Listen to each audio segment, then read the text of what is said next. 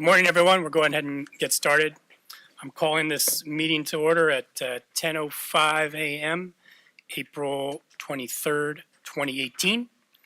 My name is Dean Graffiel, and I'm the Director of the Department of Consumer Affairs. I'd like to welcome and thank everyone for coming to this committee meeting. In accordance to Senate Bill 796, the Department of Consumer Affairs is reconvening this Substance Abuse Coordination Committee, or SAC. As a refresher, SB 1441 mandates that the committee shall be comprised of executive officers of the department, healing arts boards, and a designee of the State Department of Healthcare Services. The Director of Consumer Affairs shall chair the committee and may invite individuals or stakeholders who have particular expertise in the area of substance abuse to advise the committee. Per SB 1441, this meeting is subject to Bagley-Keene Open Meeting Act. Before we begin, I'd like to introduce staff who will be assisting throughout this committee process. Directly to my right, Mr. Kurt Hepler, DCA Legal, who will act as staff counsel. Directly to my left, Mr. Patrick Lay, DCA Board and Bureau Services Assistant Deputy, who will act as Chief Committee Consultant. And to my extended right, Alana Bowie, who will be recording the minutes. With that, we will conduct roll call of executive officers and other required parties in order to establish quorum.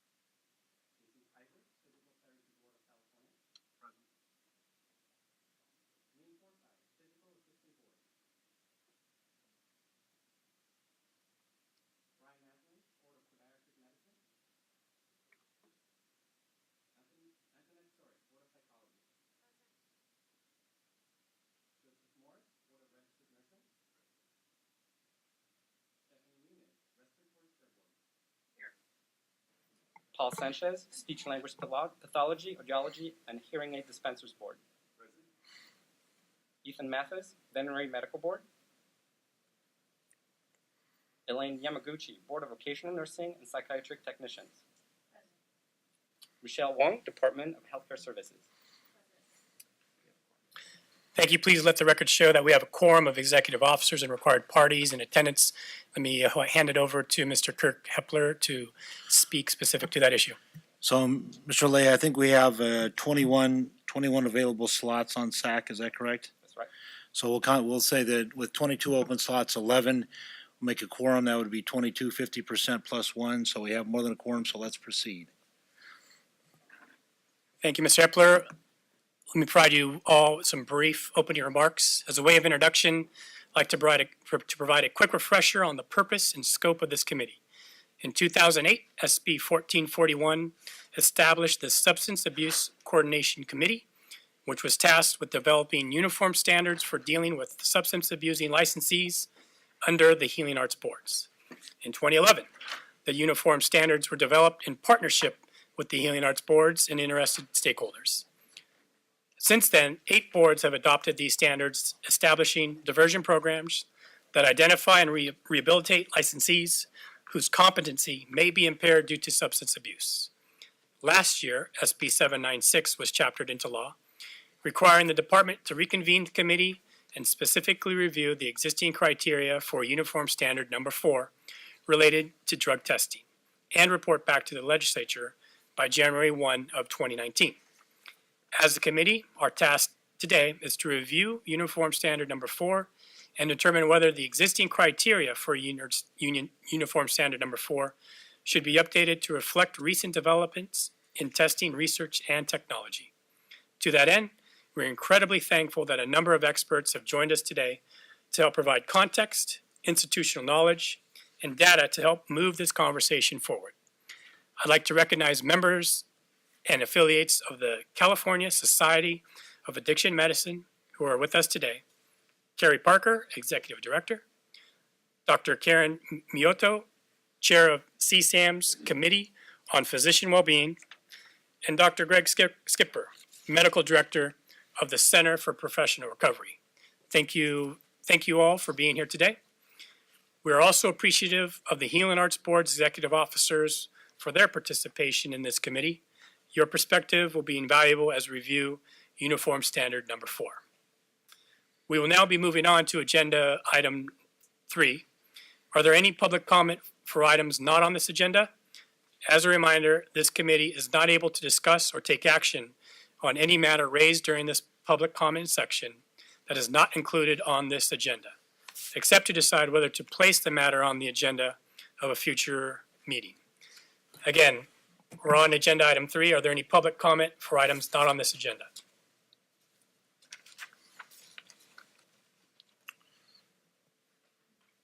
Seeing none, moving on to agenda 4. I'd like to give the stage to Stephanie Nunez, Executive Officer for the Respiratory Care Board of California. Ms. Nunez was the chair of the Uniform Standard Number 4 subcommittee back in 2010 and played an instrumental role in drafting the standard related to all aspects of drug testing, including frequency, randomicity, methods of notice, and more. Ms. Nunez, thank you for making time to join us today and provide background and institutional knowledge on Uniform Standard Number 4.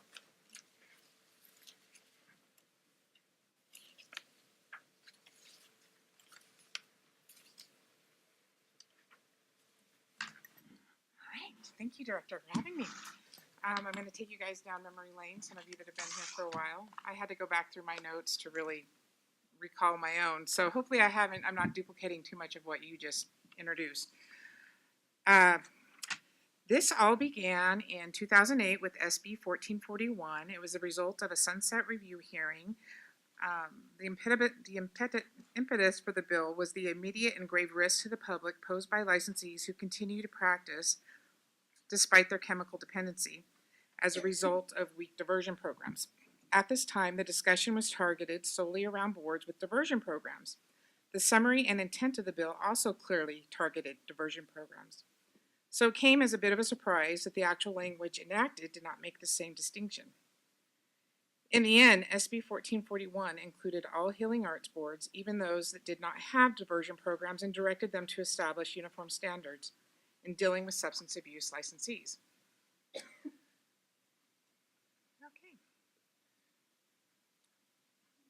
Okay, so SB 1441 passed and went into effect in 2009. It provided that the DCA would establish a substance abuse coordination committee comprised of executive officers from all the healing arts boards, a representative from the Department of Alcohol and Drug Programs, and the DCA director as the chair.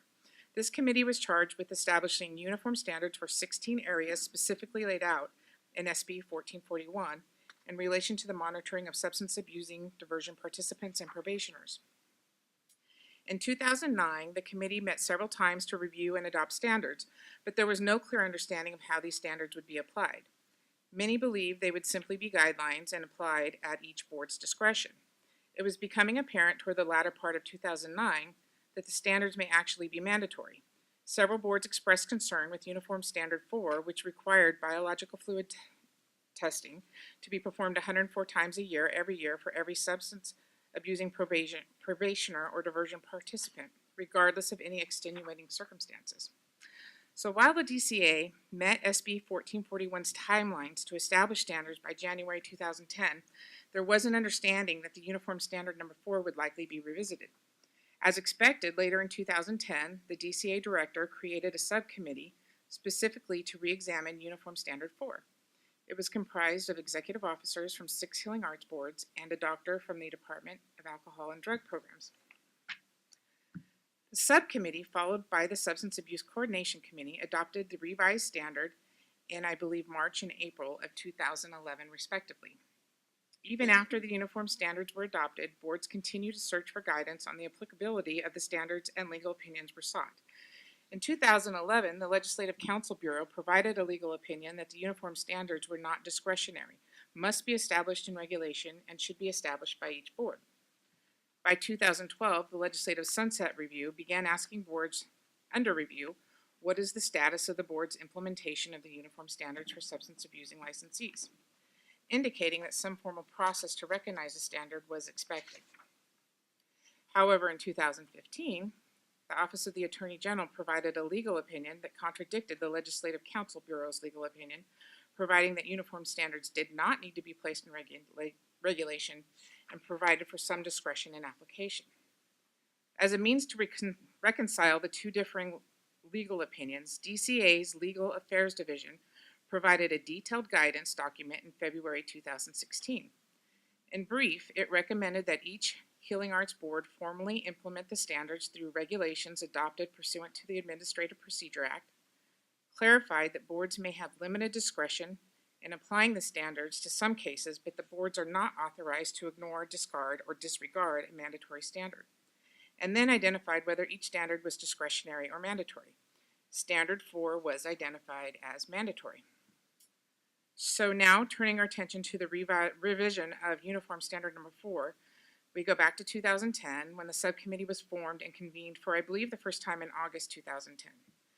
SB 1441 required Uniform Standard Number 4 to address several items related to alcohol drug testing, with the most controversial piece being the frequency of testing. Comments, concerns raised by interested parties, and I'm probably not getting them all, but here are some that were highlighted. Testing diversion participants more frequently upon return to work is appropriate, as a distinction should be made in frequency of testing for those licensees actually practicing and those that are not. Significant financial burden to probationers and diversion participants associated with increasing biological fluid testing. DCA board's missions are to protect consumers, and public protection should be each board's highest priority.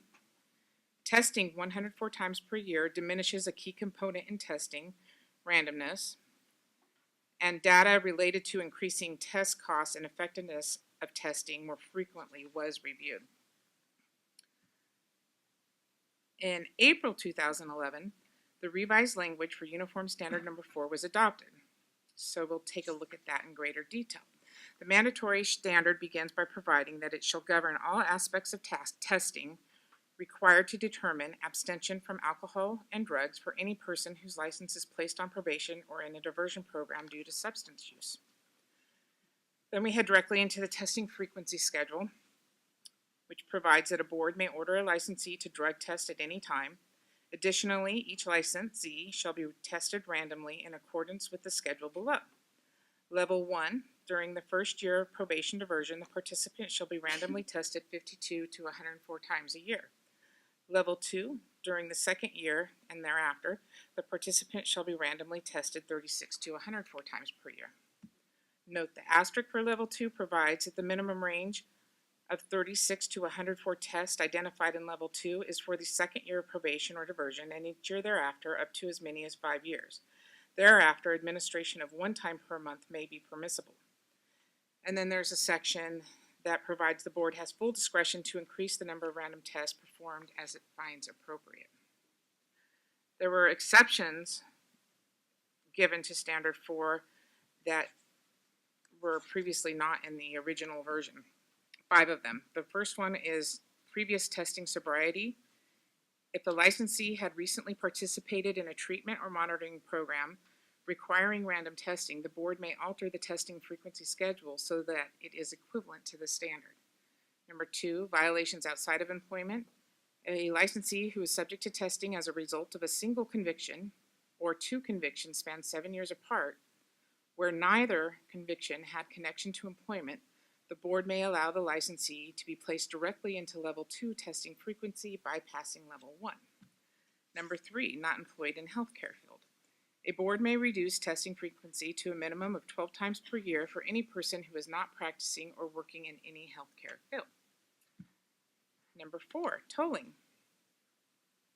A board may postpone all testing for any person whose probation or diversion is placed in a tolling status if the overall length of the probationary or diversion period is also tolled. Number 5, substance use disorder not diagnosed. In cases where no current substance use disorder diagnosis is made, a lesser period of monitoring and toxicology screening may be adopted by the board, but not to be less than 24 times per year.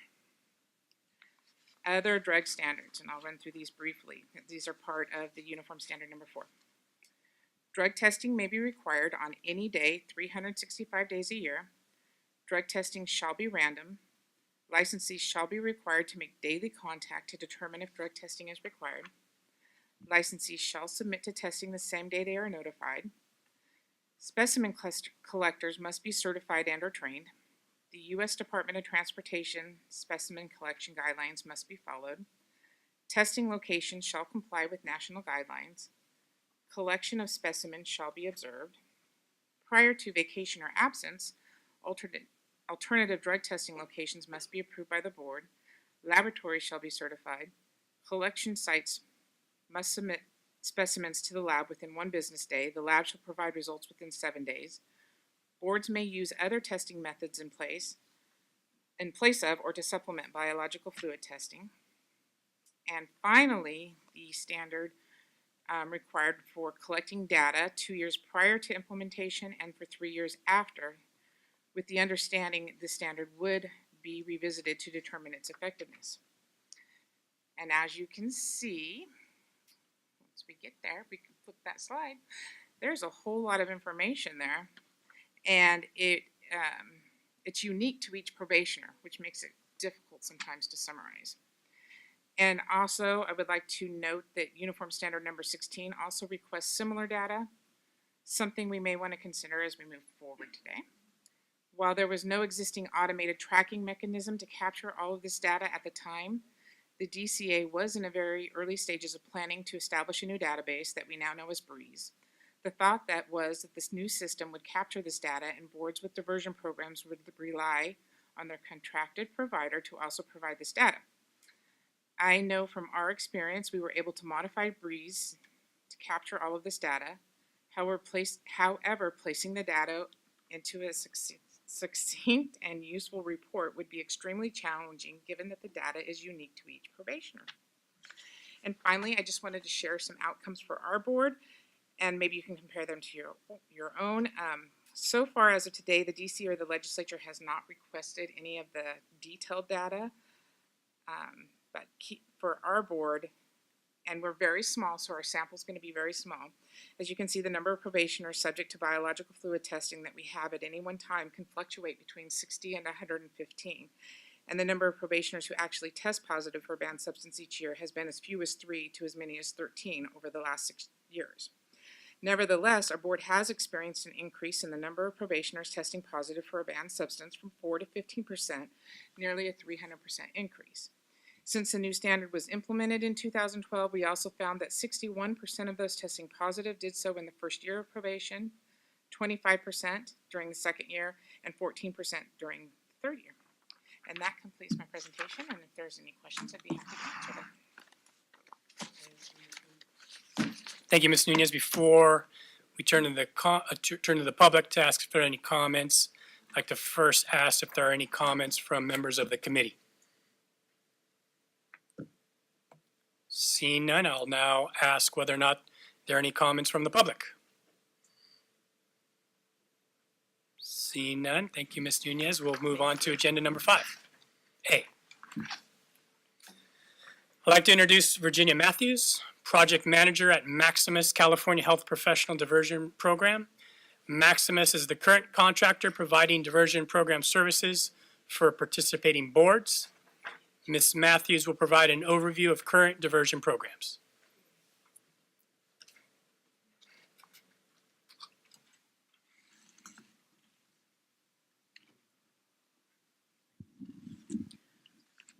Good morning, committee, and thank you for having me here this morning. I made a last-minute change to my PowerPoint, so Mr. Lee is loading it up for me there. So in the meantime, I'll introduce myself. I'm Virginia Matthews. Most people refer to me as Ginny, and I'm the project manager at Maximus. Thank you, Patrick. And we're the vendor for 8 healthcare licensing boards diversion programs. So generally, any of the healthcare programs that have, any of the boards that have a diversion program, it's contracted through us. I'm not aware of any others. And I've been in my position for a little over 10 years and was involved before, during, and after implementation of the uniform standards. Go ahead.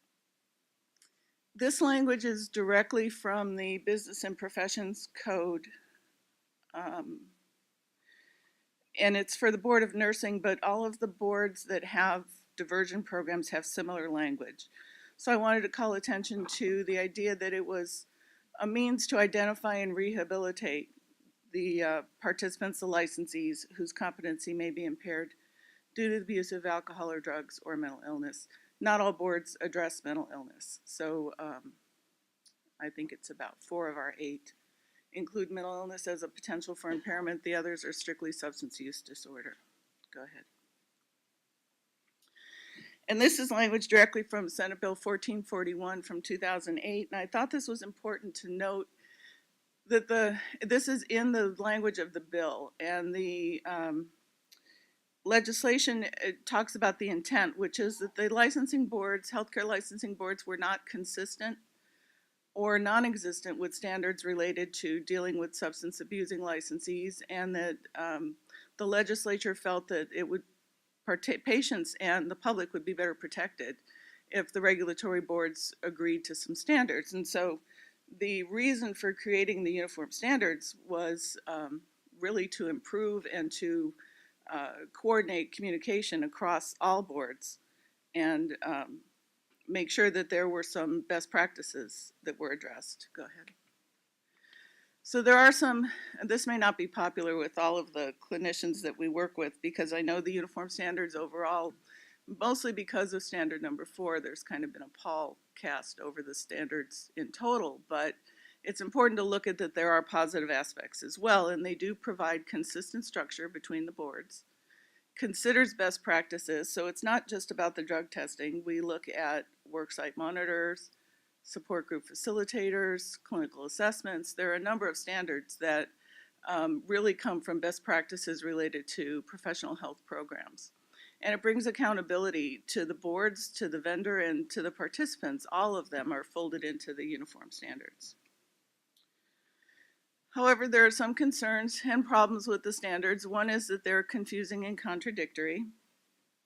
They are seen as punitive and not rehabilitative, primarily amongst the clinical folks that work with participants in the program. And I think much of that is related to standard number 4 and the frequency of testing, which has kind of spread through all of the standards.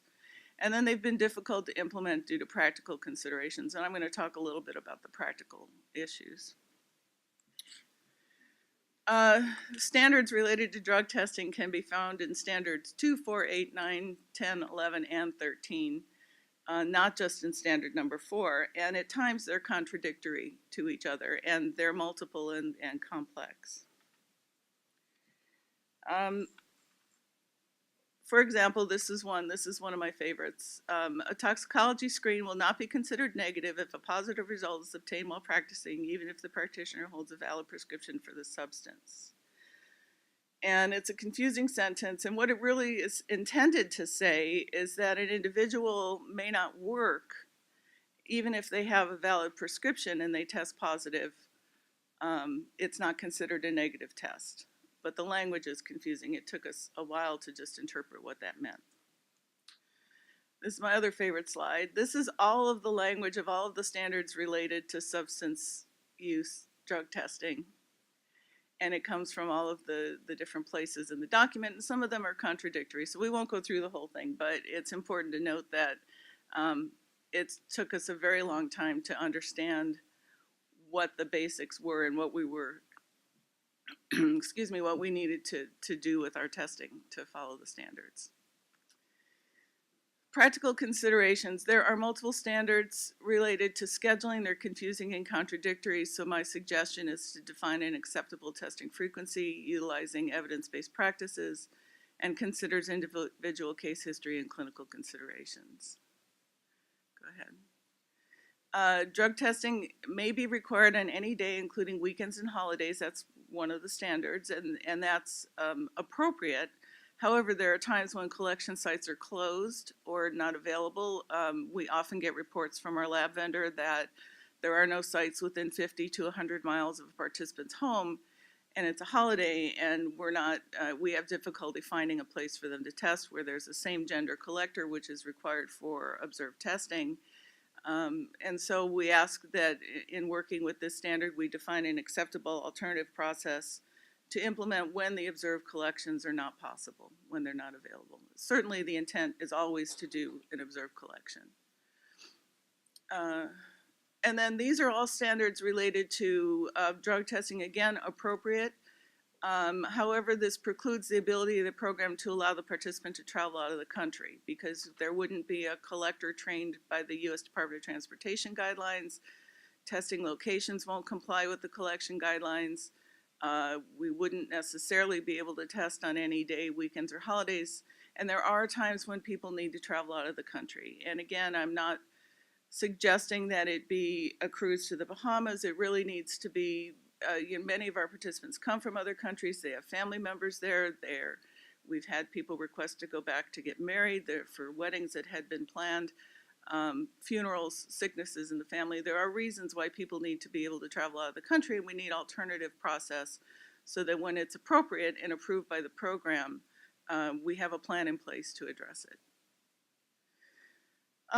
The question comes up often about the cost. So this is specifically for Maximus. I can't address any of the other programs or any of the other lab vendors, but for us, the urine test is $62.50 plus the cost of collection. The cost of collection can vary depending on where the individual goes. So it could be anywhere from $20 to $130 a test. But we've averaged, and for purposes of talking about the drug testing, we say that the tests average about $100 a test, including the testing fee plus the collection fee, which at 52 times a year is anywhere from $5,200 to 104 times a year being $10,400. At 36, thank you. At 36 times a year, which is levels 2 and going forward, after year 2 in the program, it's $3,600 to $10,400. A hair test is $213.50 and a PET test is $142.50. Again, those are the costs of participants enrolled in the Maximus program. I'm not sure what it would be with other vendors. And hair tests is not applicable per month and per year because you don't do it on a routine basis. Most of the boards we work with do a hair test upon entry into the program and a PET test, and we'll talk a little bit more about what that is later, but that's a blood test for alcohol, has a larger window of detection, about 3 weeks. So we do a hair test and a PET test when they come into the program and before they graduate, and then on an as-needed basis during the course of participation in the program. Okay. Additional costs when they're enrolled in our program include the support groups. Treatment is always the responsibility of the participant. Most of our boards utilize a 3-day intensive assessment, which averages about $10,000. Very effective in determining the real issues around the substance use disorder, but it's an expensive option. And the administrative fee, which varies by board. So the Board of Nursing participants pay $25 a month, where the physical therapy, physician assistant, osteopathic physicians pay $370 a month, which is our current monthly fee. Go ahead. And this comes from the audit that we had done of our program a few years back. And this is, I highlighted for you the low and the high at year 1 and at 5 years, total cost of program participation. It's included drug testing and all of the other fees. So it could be anywhere from roughly $6,000 to roughly $50,000 the first year and $18,000 to $104,000 by the end of 5 years. Most people in our program are in an average of 3.5 years. Some boards require a longer period of participation. Dental board, for example, has a minimum of 5 years in the program. So it varies by board. For us, our enrollment is an all-time low. Self-referrals have dropped from 107, raw number of 107 in 2009 to 38 in fiscal year 17. It's a 75% drop over the 9-year period. I project self-referrals in 2018 to be about 29 based on where we are year to date. Go ahead. So this is just a basic graph of enrollment. The blue line in the middle is self-referrals. The reddish line across the top is board referrals. So overall, all referral types have dropped, but board referrals have dropped pretty significantly. Go ahead. And this is, number of participants served is the actual number of people that we see during the course of the year. So if they stay a day or if they stay the entire course of the program, we count them as having been served. We had a high back in 2010 of 982. And this year we're projecting by the end of the fiscal year to be around 630. That's a significant drop for us, and we certainly are feeling the drop in participation.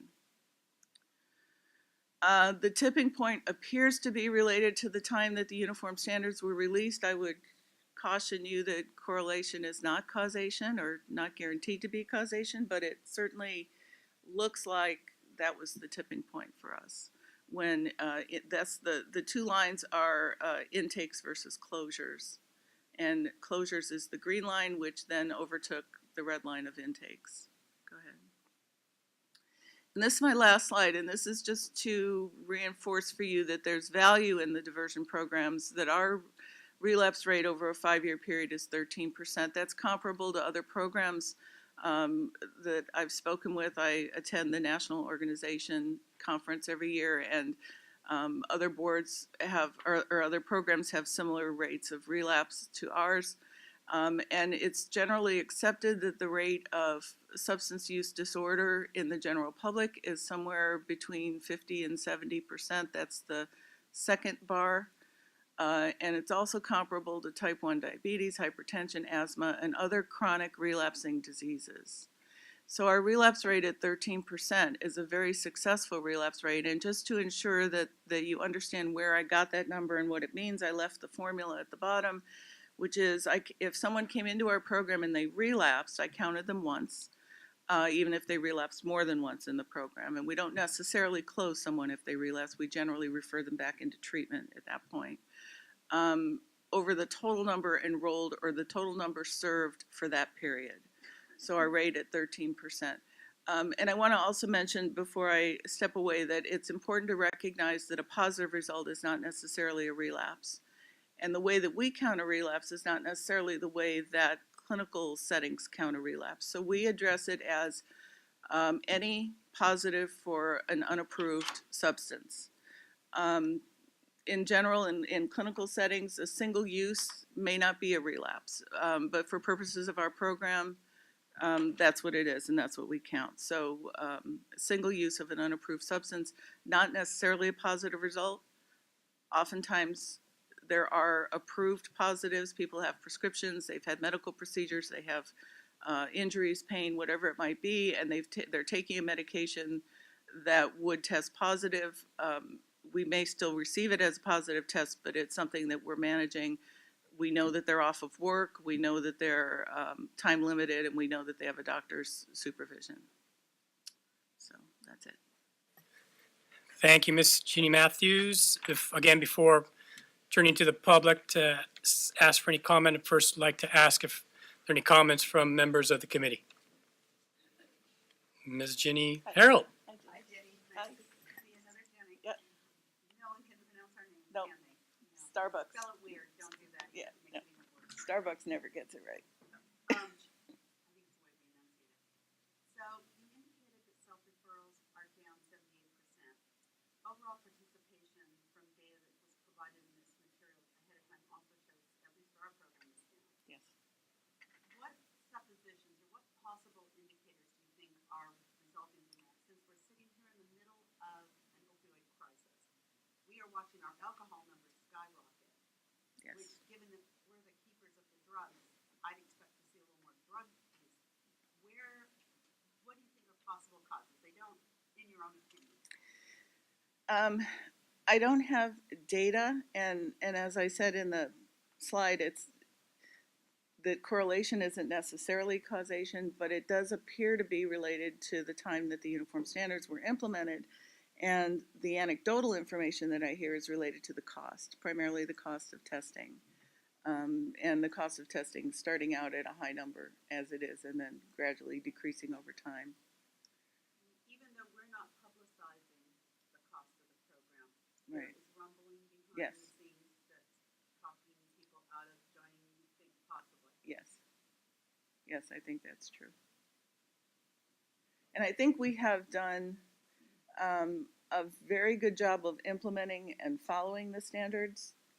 And I think that that is difficult for participants to come into the program. They hear in support groups, they hear in the just generally where they're working, how it's a very difficult, very strict, and the word punitive is often used, and so it chases people away. I think they don't understand what we do or how we do it. If they My don't opinion. surrender their license, then I believe so, yeah. Anyone else on the committee whose name goes by Ginny who would like to provide any comment? Others Ginny not Matthews. that go by Ginny. See, oh, go ahead. Angie?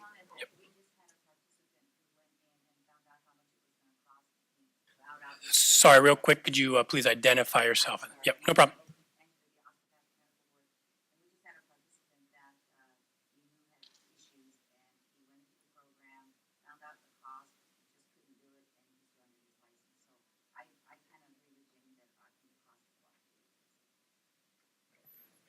Any other comment from committee members before we go to the public? Mr. Director. Ms. Matthews, good to see you again. Hi. Could you, not every participant pays the same amount, correct? That's right. It kind of depends, sort of board specific. Some boards have a flat fee, some boards have, they carry all the freight. Yes. Some boards have the participant carries all the freight, correct? Okay. So, Board of Nursing, through licensing fees, pay, the nurses pay $25 a month and the board pays the balance. For physical therapy, physician assistant, and osteopathic medical board, the participant pays the full program fee, which at this point is $370 a month. It adjusts annually by 3%. Dentists and pharmacists pay $100 a month, and the board pays the balance. Veterinarian and who am I forgetting? Who did I forget? The veterinarians have a flat fee when they start. $2,000. It's a single fee, one-time payment of $2,000.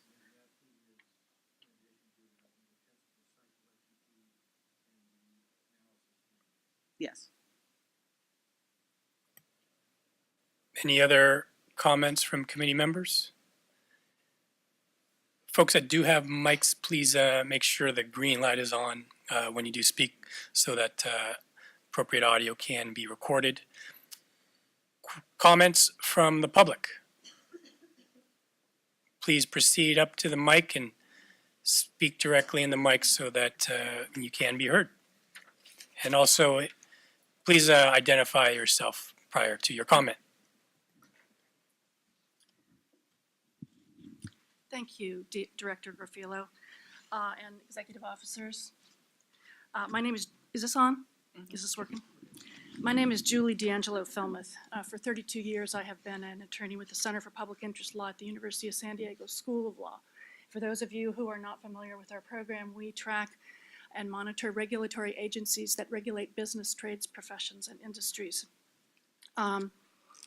I appreciate Ms. Matthews' recounting of the history behind the uniform standards, and I'd like to just give you an alternative perspective. These standards did not come out of nowhere. They resulted from the failure of one particular and the oldest diversion program in the Department of Consumer Affairs, and that was the Medical Board's diversion program, which was started in 1981. During the 80s, that program failed 3 performance audits by the what was then called the Office of the Auditor General. It's now called Bureau of State Audits. From 2003 to 2005, I served as the Medical Board Enforcement Monitor. This was a position that was created by the legislature and appointed by the DCA director after a competitive bidding process. One of my tasks was to audit the Medical Board's diversion program, which had gone 18 years with no performance audit after 3 failed audits. My audit, issued in 2004, became the 4th performance audit that program failed. In 2007, the Bureau of State Audits came back in, performed another audit, which confirmed many of my findings and led the medical board to unanimously vote to abolish that program. So that was in 2007. The board voted to abolish the program effective in 2008. In March of 2008, the Senate Business and Professions Committee, which was then chaired by Senator Mark Ridley Thomas, held an oversight hearing. And he brought in the executive officers of many of the healthcare boards, some of which do have diversion programs, some of which did not. He asked them questions. He said, how many drug tests do you require per month? 4. Another representative. 2. Another representative. None. He asked a lot of other questions. It became clear that there was no consistency among the answers from many of these board representatives. Also that there were no standards, there were no enforceable standards set in any statute or any regulation that anybody could count on, including patients, including the participants in the program. These boards, many of them had had decades to establish such standards, and they simply did not. So from that 2008 hearing came this bill, SB 1441, in which the senator and the legislature required the department to set up this committee and set uniform and consistent standards which all of the healing arts boards shall use. I believe I'm quoting the statute, I don't have it in front of me, regardless of whether or not they have a formal diversion program. So that's where these standards came from. And some of the standards were characterized by Ms. Matthews as impractical on a practical level. She's probably right, but I want to tell you where some of them came from. For example, there's a requirement in Uniform Standard Number 4 that says a participant or a person on probation can be tested on any day, including weekends and holidays. The reason that's in there is because of our findings in the 2004 audit and the BSA's findings in 2007, that the folks who were collecting urine specimens from participants in diversion programs or probationers were uniformly moving testing off weekends and holidays and onto Tuesdays and Thursdays. If you're a doctor or a nurse or a pharmacist, you're pretty smart already, and you're going to figure that out in about 10 minutes, and you're going to adjust your behavior accordingly. Because you know when you're least likely to be tested and when you're most likely to be tested. So that's where that came from, is our findings both in the 2004 report and the 2007 report. Another one she mentioned was observed testing. If you don't require observed testing, all you're asking for is fake urine that people can buy off the internet, which they can. You're asking for the substitution of somebody else's urine for the participant's urine. That's what the medical board was getting. Somebody even submitted their dog's urine to the medical board's program. So I just wanted to let you know, these standards, and I have some other comments that I'll make later, but these standards didn't come from nowhere. They came from these 5 audits really of the medical board's enforcement program, which was which the board unanimously decided to abolish. And yes, some of these standards may have turned out to be a little inconvenient, but the purpose of all of these boards is public protection, not convenience for licensees. So thank you very much for indulging me. Thank you, Ms. Helmuth. Sure. I think I saw another hand from the public that would want to comment. And Ms. Helmuth, appreciate you keeping your comments succinct and direct. Naturally, we're trying to move this meeting along in an efficient, effective manner while balancing everyone's interest in wanting to be heard. Hi there. To the next speaker, as a reminder, please mention who you are before your comments, and then Can I hand you yeah, some absolutely. computer-generated papers?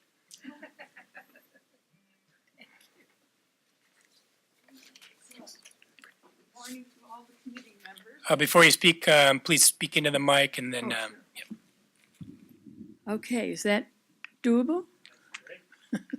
Okay, good morning to all the committee members, but my presentation will focus on the Board of Nursing and the probation program, as well as the intervention program.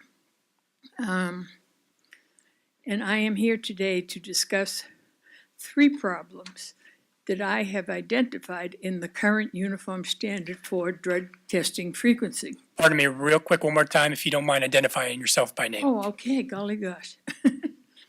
I am Mary Haggerty.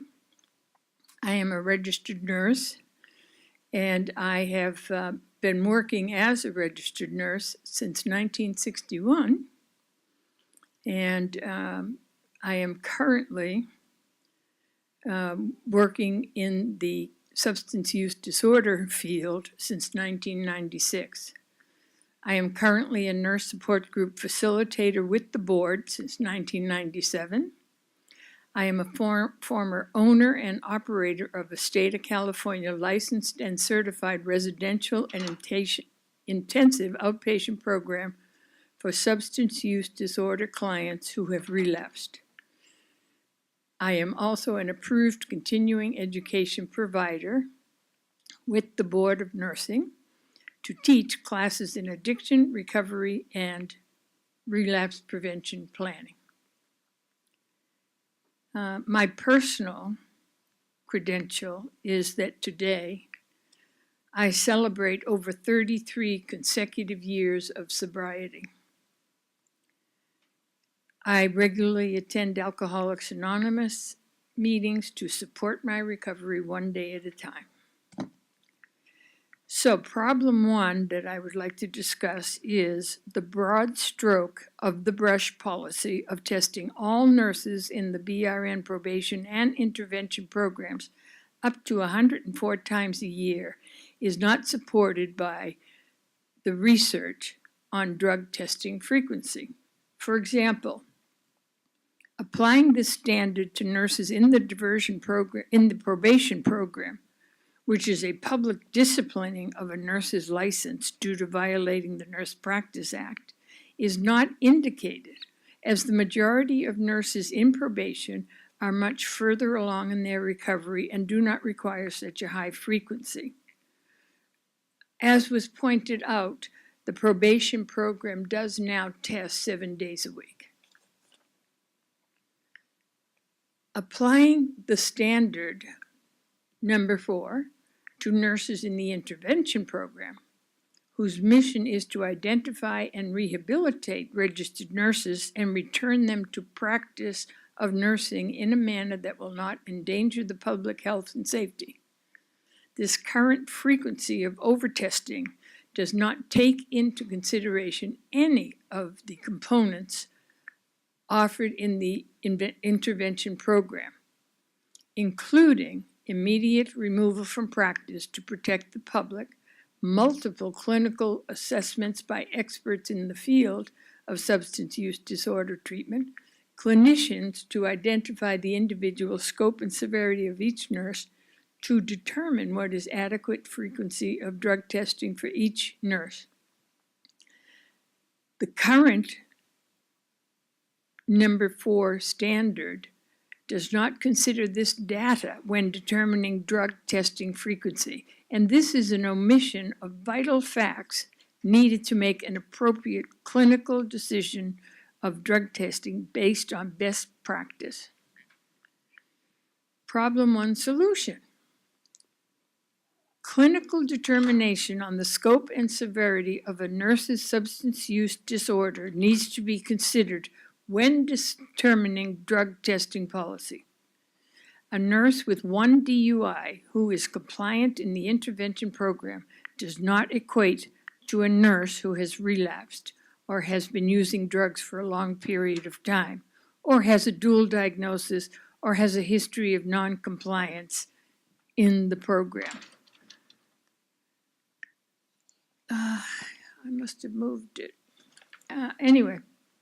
The research done by SAMHSA, Substance Abuse and Mental Health Service Administration, states that substance use disorders are defined as mild, moderate, or severe to indicate a level of severity, which is determined by a number of diagnostic criteria. Drug testing needs to be based on this clinical data, not on random overkill of drug testing for all nurses. Ma'am, I'm gonna, sorry, Director Griffith, I'm gonna stop you there. So we have a whole item, I think, number 7, that's dedicated to possible changes to uniform standards with the testing frequency. I know that you mentioned you had three things, so perhaps we can hold number one, your first item, which is the frequency of testing, and perhaps you could proceed with items 2 and 3 if they're relevant to the diversion program and the BRA intervention program. And we'll save your spot for number 7 when we talk probably at length about how many tests are appropriate. So if I ask you to proceed to numbers 2 and 3? Number 2 and 3. Problem number 2. No individualized treatment plan for drug testing frequency in the current policy. According to ASAM, American Society of Addiction Medicine, drug testing is a component of addiction treatment and monitoring programs. Page 7. The use of drug testing for monitoring purposes states the frequency and duration of drug monitoring and test protocol for the healthcare professional should be individualized. Individualizing the drug testing requirement needs to be done with input from the clinicians who are evaluating each nurse. A comprehensive clinical assessment, both initially and ongoing, gathers data to develop an individualized treatment plan for all nurses except in the area of frequency of drug testing. Healthcare professionals, including treatment providers, aftercare staff, therapists, nurse support group facilitators, intervention evaluation committee members, worksite monitors, are better equipped to determine the frequency of drug testing based on clinical data and best practice models. A urine test policy mandating across-the-board testing frequency of once to twice a week of all participants is a misuse of a very valuable resource of drug testing. This policy costs the nurse an average of $10,000 a year and only identifies the relapse at a final stage of relapse. The solution to problem 2 is removing the authority to determine frequency of drug testing from the administrative side of the board and place it in the hands of the providers. A more appropriate policy could be formed based on clinical data and evidence-based best practice policy. Include the professional assessments of these hands-on providers to be a major part in determining a best practice model. Allow the decision-making for frequency of drug testing to be at the core of the intervention program, not at the administrative level of the board. Drug testing is but one element to confirm compliance or non-compliance of the nurses. The intervention program utilizes several face-to-face contacts of healthcare professionals to monitor the compliance or non-compliance of participants, including written reports from treatment professionals, individual counselor or therapy reports, worksite monitor reports, nurse support group facilitator reports, aftercare reports, medical care and medical reports, and psychiatric reports. Including all of these elements to determine the frequency of drug testing provides a best practice model to determine drug frequency. Problem 3 is drug testing identifies a relapse after it occurs. Ms. Haggerty, real quick, I know you're on your final item. If you could do it in a more of a summary, it'd be great. Your testimony has lasted nearly 10 minutes. Okay. And again, we want to be cognizant of a quickly moving. In summary, the system of testing all nurses across the board up to 52 and 104 times a year or once or twice a week since 2001 is not backed by any scientific research to support this policy.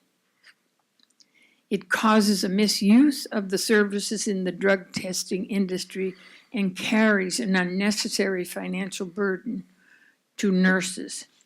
removing the authority to determine frequency of drug testing from the administrative side of the board and place it in the hands of the providers is a more appropriate policy, is a more appropriate decision to develop a policy that can be formed based on clinical data.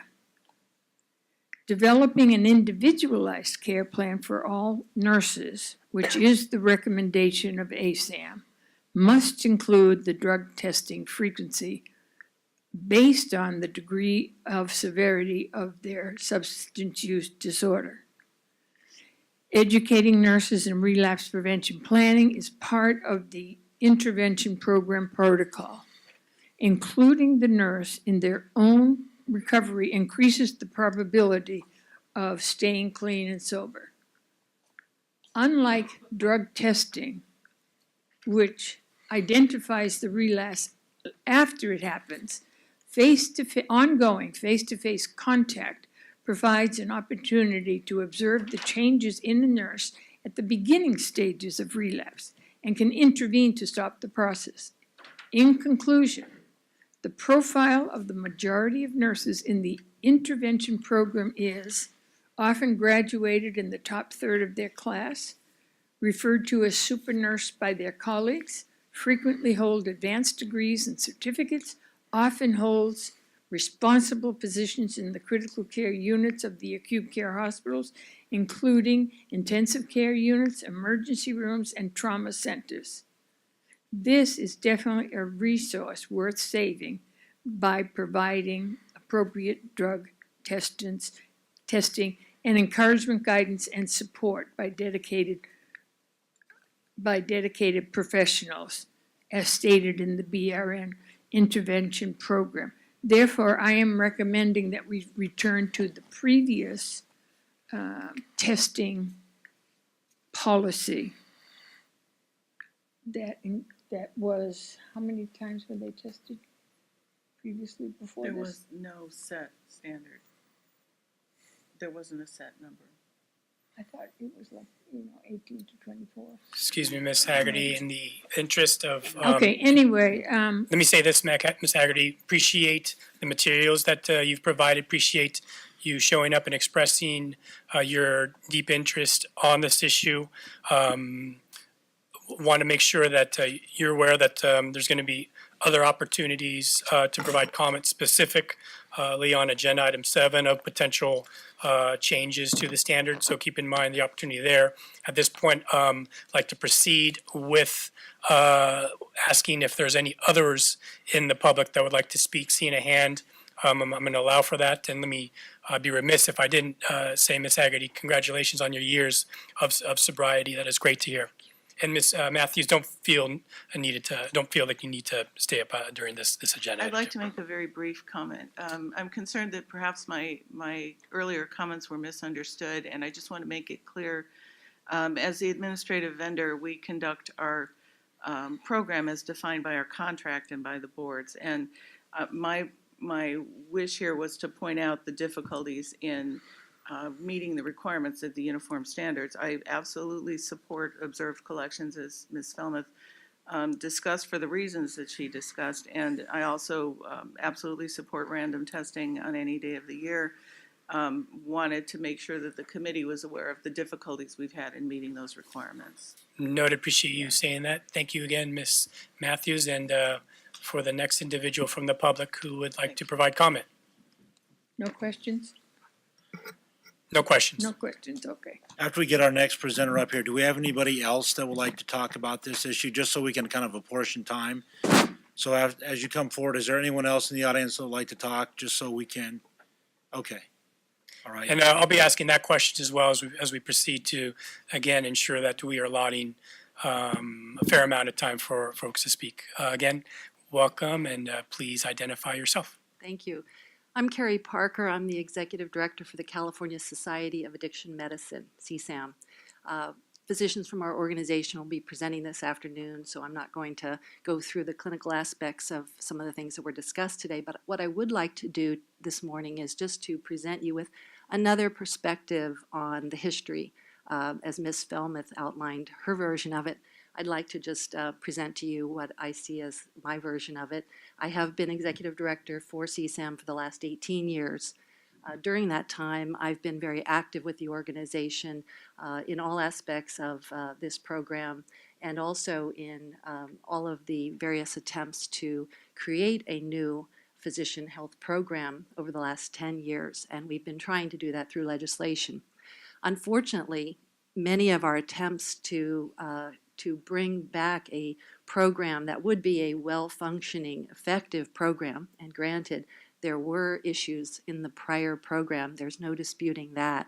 However, when an audit is done, it would be hoped that the lessons learned from the audit would be taken into account, fixed, and that a program would be structured in a way that would serve the purpose, which is obviously to protect the public.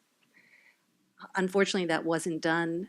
Over the years, there were various attempts to just thwart the efforts to create a program that would serve the public in providing an opportunity for physicians, primarily physicians, to self-report, to come forward for early identification and referral to treatment, monitoring, so that they could hopefully be rehabilitated and return to work. And that is our goal. Unfortunately, we've had an uphill battle on that as recently as in October when the medical board was attempting to design its program. And at that hearing where CSAM was present and made several recommendations to the staff of the medical board, we were told, we're sorry, we can't do that because the uniform standards preclude us doing that. These were physicians advising on best practices to the medical board on how to structure a well-functioning physician health program. And we were being thwarted there based on those uniform standards. We were also being thwarted by Ms. Felmuth, who continued to make a claim that the program was going to be like the old program that was not well run. So what I have to say to you today is take what was said earlier with a grain of salt. This is an individual who has repeatedly thwarted our attempts to create an effective program in California. I would also mention a couple of things that she said in her comments there. She said that the standards were probably impractical. That was the first thing she said. But then later on she said, well, they were probably inconsistent. Well, I have to say she was major author of those standards, and those being inconsistent and impractical would be because she was part of the writing of those standards. What we'd like to see happen today, and I truly believe that you all want to see the same thing happen, is to have a program for the various boards, have programs for the various boards be designed in a way that meets best practices as defined by various organizations, including the American Society of Addiction Medicine, so that our public is safe and our physicians can be returned to work and into healthy workplaces. So thank you very much.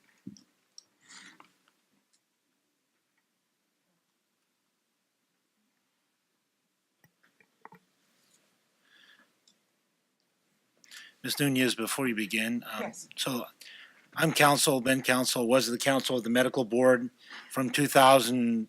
It doesn't really matter when this blew up. So we all have a version. When I get to talk in a few minutes, I'll give you yet a fourth or fifth version of how the facts went down. I do want to point out that I think it would be most helpful if we looked forward. I think the legislature has given us sort of a direction here, which is to look forward, consider science, consider technological developments, as we consider, as this august body considers what to do with a girl named Maria. No, that's not exactly what to do with our testing frequency standard. So while I appreciate that some people may want to use this as a forum to figure out what worked or didn't work, I think the legislature, like I said, has given a direction. So why don't we focus our endeavors on looking forward as to how we're going to handle the obligations and responsibilities that the legislature has given us. Thanks. Thank you so much. I think that was very well stated and appreciated. The only other comment that I would make at this point is to differentiate between diversion and probation. Probation is designed to protect the consumer in the sense of punitive, if you will. Diversion is to rehabilitate, which somewhat contradicts our mandatory. That is it. Thank you, folks. I'm going to proceed on to the next agenda item 5B. I'd like to give the stage to Mr. Kurt Hepler, DCA Legal Counsel. Mr. Hepler has worked extensively with our DCA programs and will provide an overview of disciplinary proceedings and probationary terms and conditions for boards who do not use contracted diversion services. Mr. Hepler. Thank you. Like they say on the floor of the United States Senate, I shall yield myself such time as I may consume, whatever that means. Walking around the table. Yes. So good morning, everybody. Again, I'm Kurt Hepler, Supervising Attorney, Department of Consumer Affairs. I thank everybody for coming and the opportunity to speak.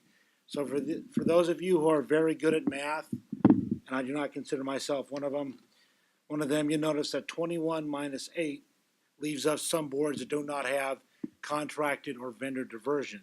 So what do we do about that? How do those boards deal with substance abusing licensees, which is sort of the goal of SB 1441 and the development of the standards? First of all, let's all pretend that we're in a closed session, and I would say this to everybody who was in the closed session. I even say this to every board meeting that I attend, and that is, whenever the board of X, you just insert the X as the name of your board, whenever that board exercises licensing, disciplinary, or regulatory function, protection of the public is paramount. Even the medical board that has a statute that says any disciplinary orders shall be calculated to aid in the responsibility in the rehabilitation of licensee does in fact have a subsequent clause that said, even in that endeavor, public protection is paramount. Let me also clarify a few things going forward. So case law suggests that any disciplinary proceeding of an administrative type is not punitive. There's no get even, there's no revenge.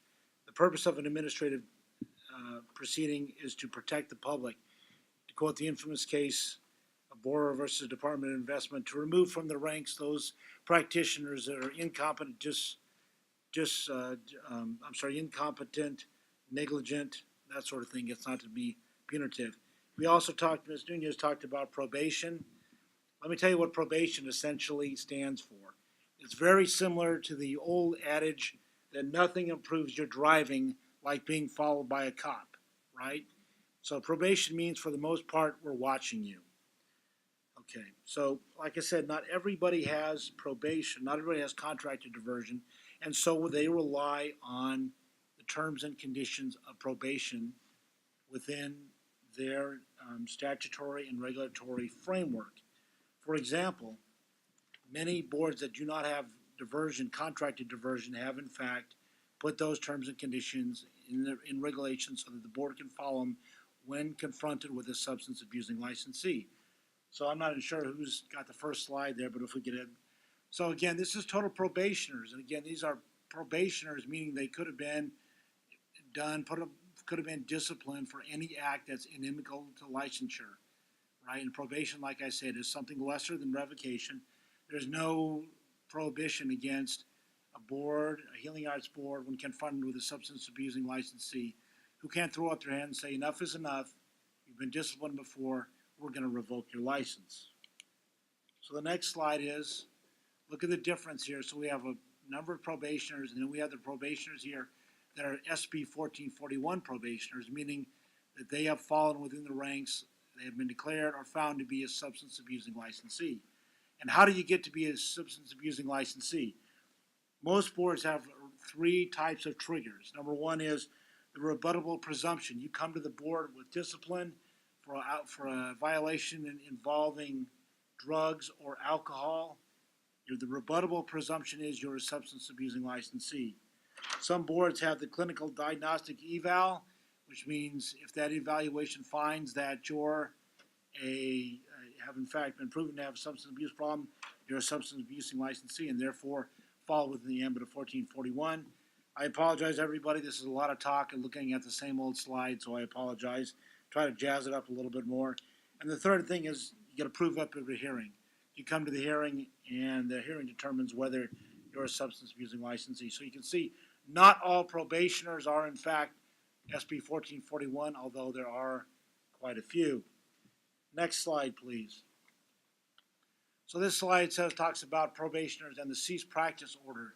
And a cease practice order is essentially what the board issues when somebody runs afoul of the 1441 standards, a positive test, a missed test, non-compliance with a minimum or a minor or major violation. The board can issue a cease practice order that's not subject to the APA.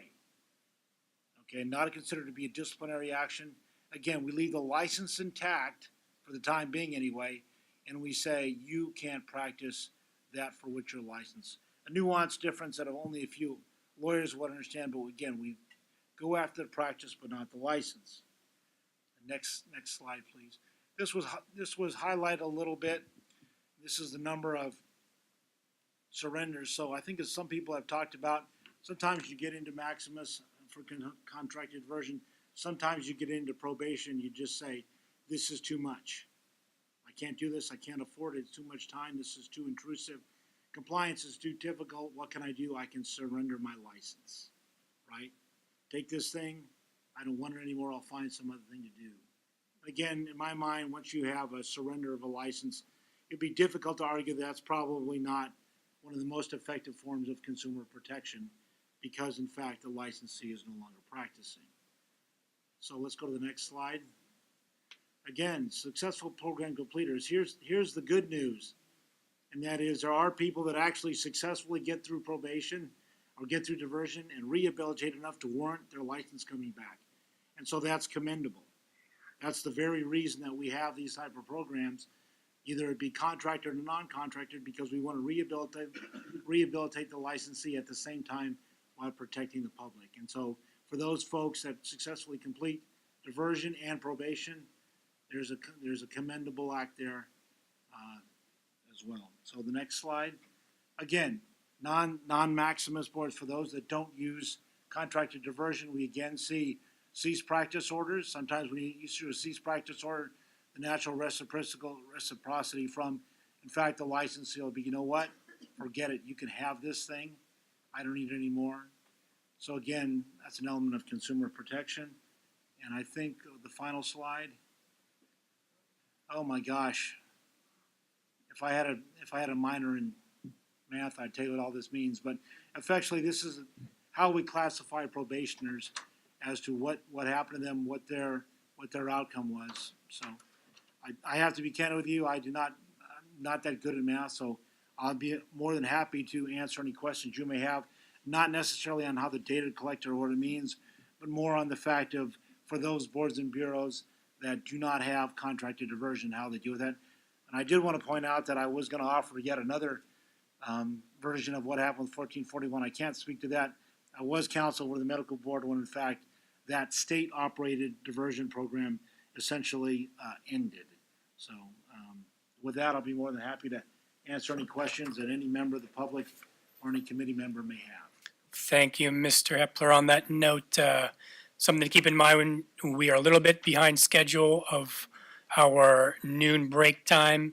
That being said, naturally, we want to make sure folks from the committee and the public, if they wanted to provide comment on this specific agenda item, please do so, and I will defer to committee members on that point. Seeing none from the committee, any comments from the public? Seeing none, absolutely appreciate you all recognizing the expertise of Mr. Hepler.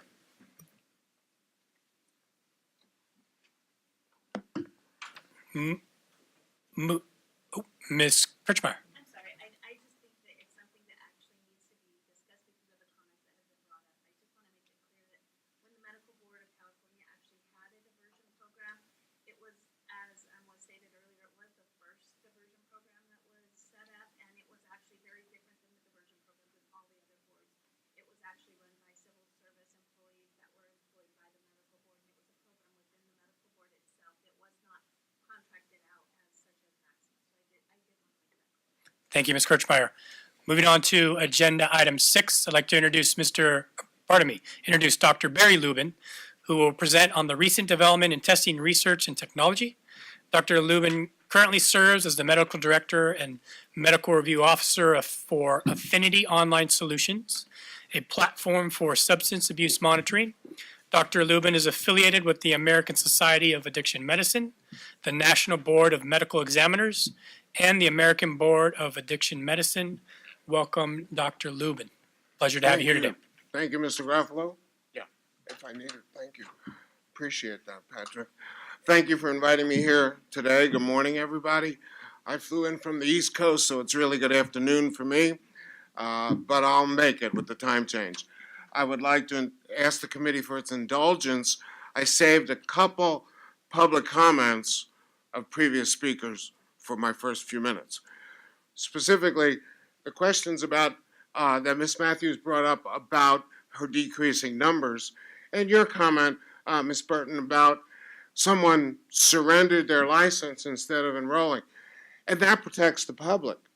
But the danger, of course, is all those other people out there who are still flying under the radar, and they're not surrendering their license, and they are actively involved in their substance use disorder, and that is a danger to the public. That's one thing I did want to add. The other thing is, at Affinity, we're a third-party administrator of toxicology testing. We work with some 20 physicians' health programs, 20 to 25 nursing programs, 10 to 15 other programs, social workers, physical therapists, dentists, pharmacists. And what I want to comment on is something that's commonly said in our community of the recovering community. And I will self-reveal also, I am also a recovering person and an active member of Alcoholics Anonymous. But this thing that's certainly commonly said is, if you've seen one PHP, you've seen one PHP. Because every program, doctor, nurse, they're all different. So I do salute the attempt to have uniform standards, because they do need to be done. And again, in general, physician programs tend to test more frequently than nursing programs. And the issue is cost. And that's real. I would like to make one other comment. Like I said, all PHPs and nursing programs are different. The one commonality is every program that we work with has a short list of days for excused testing. Christmas Day, Thanksgiving Day.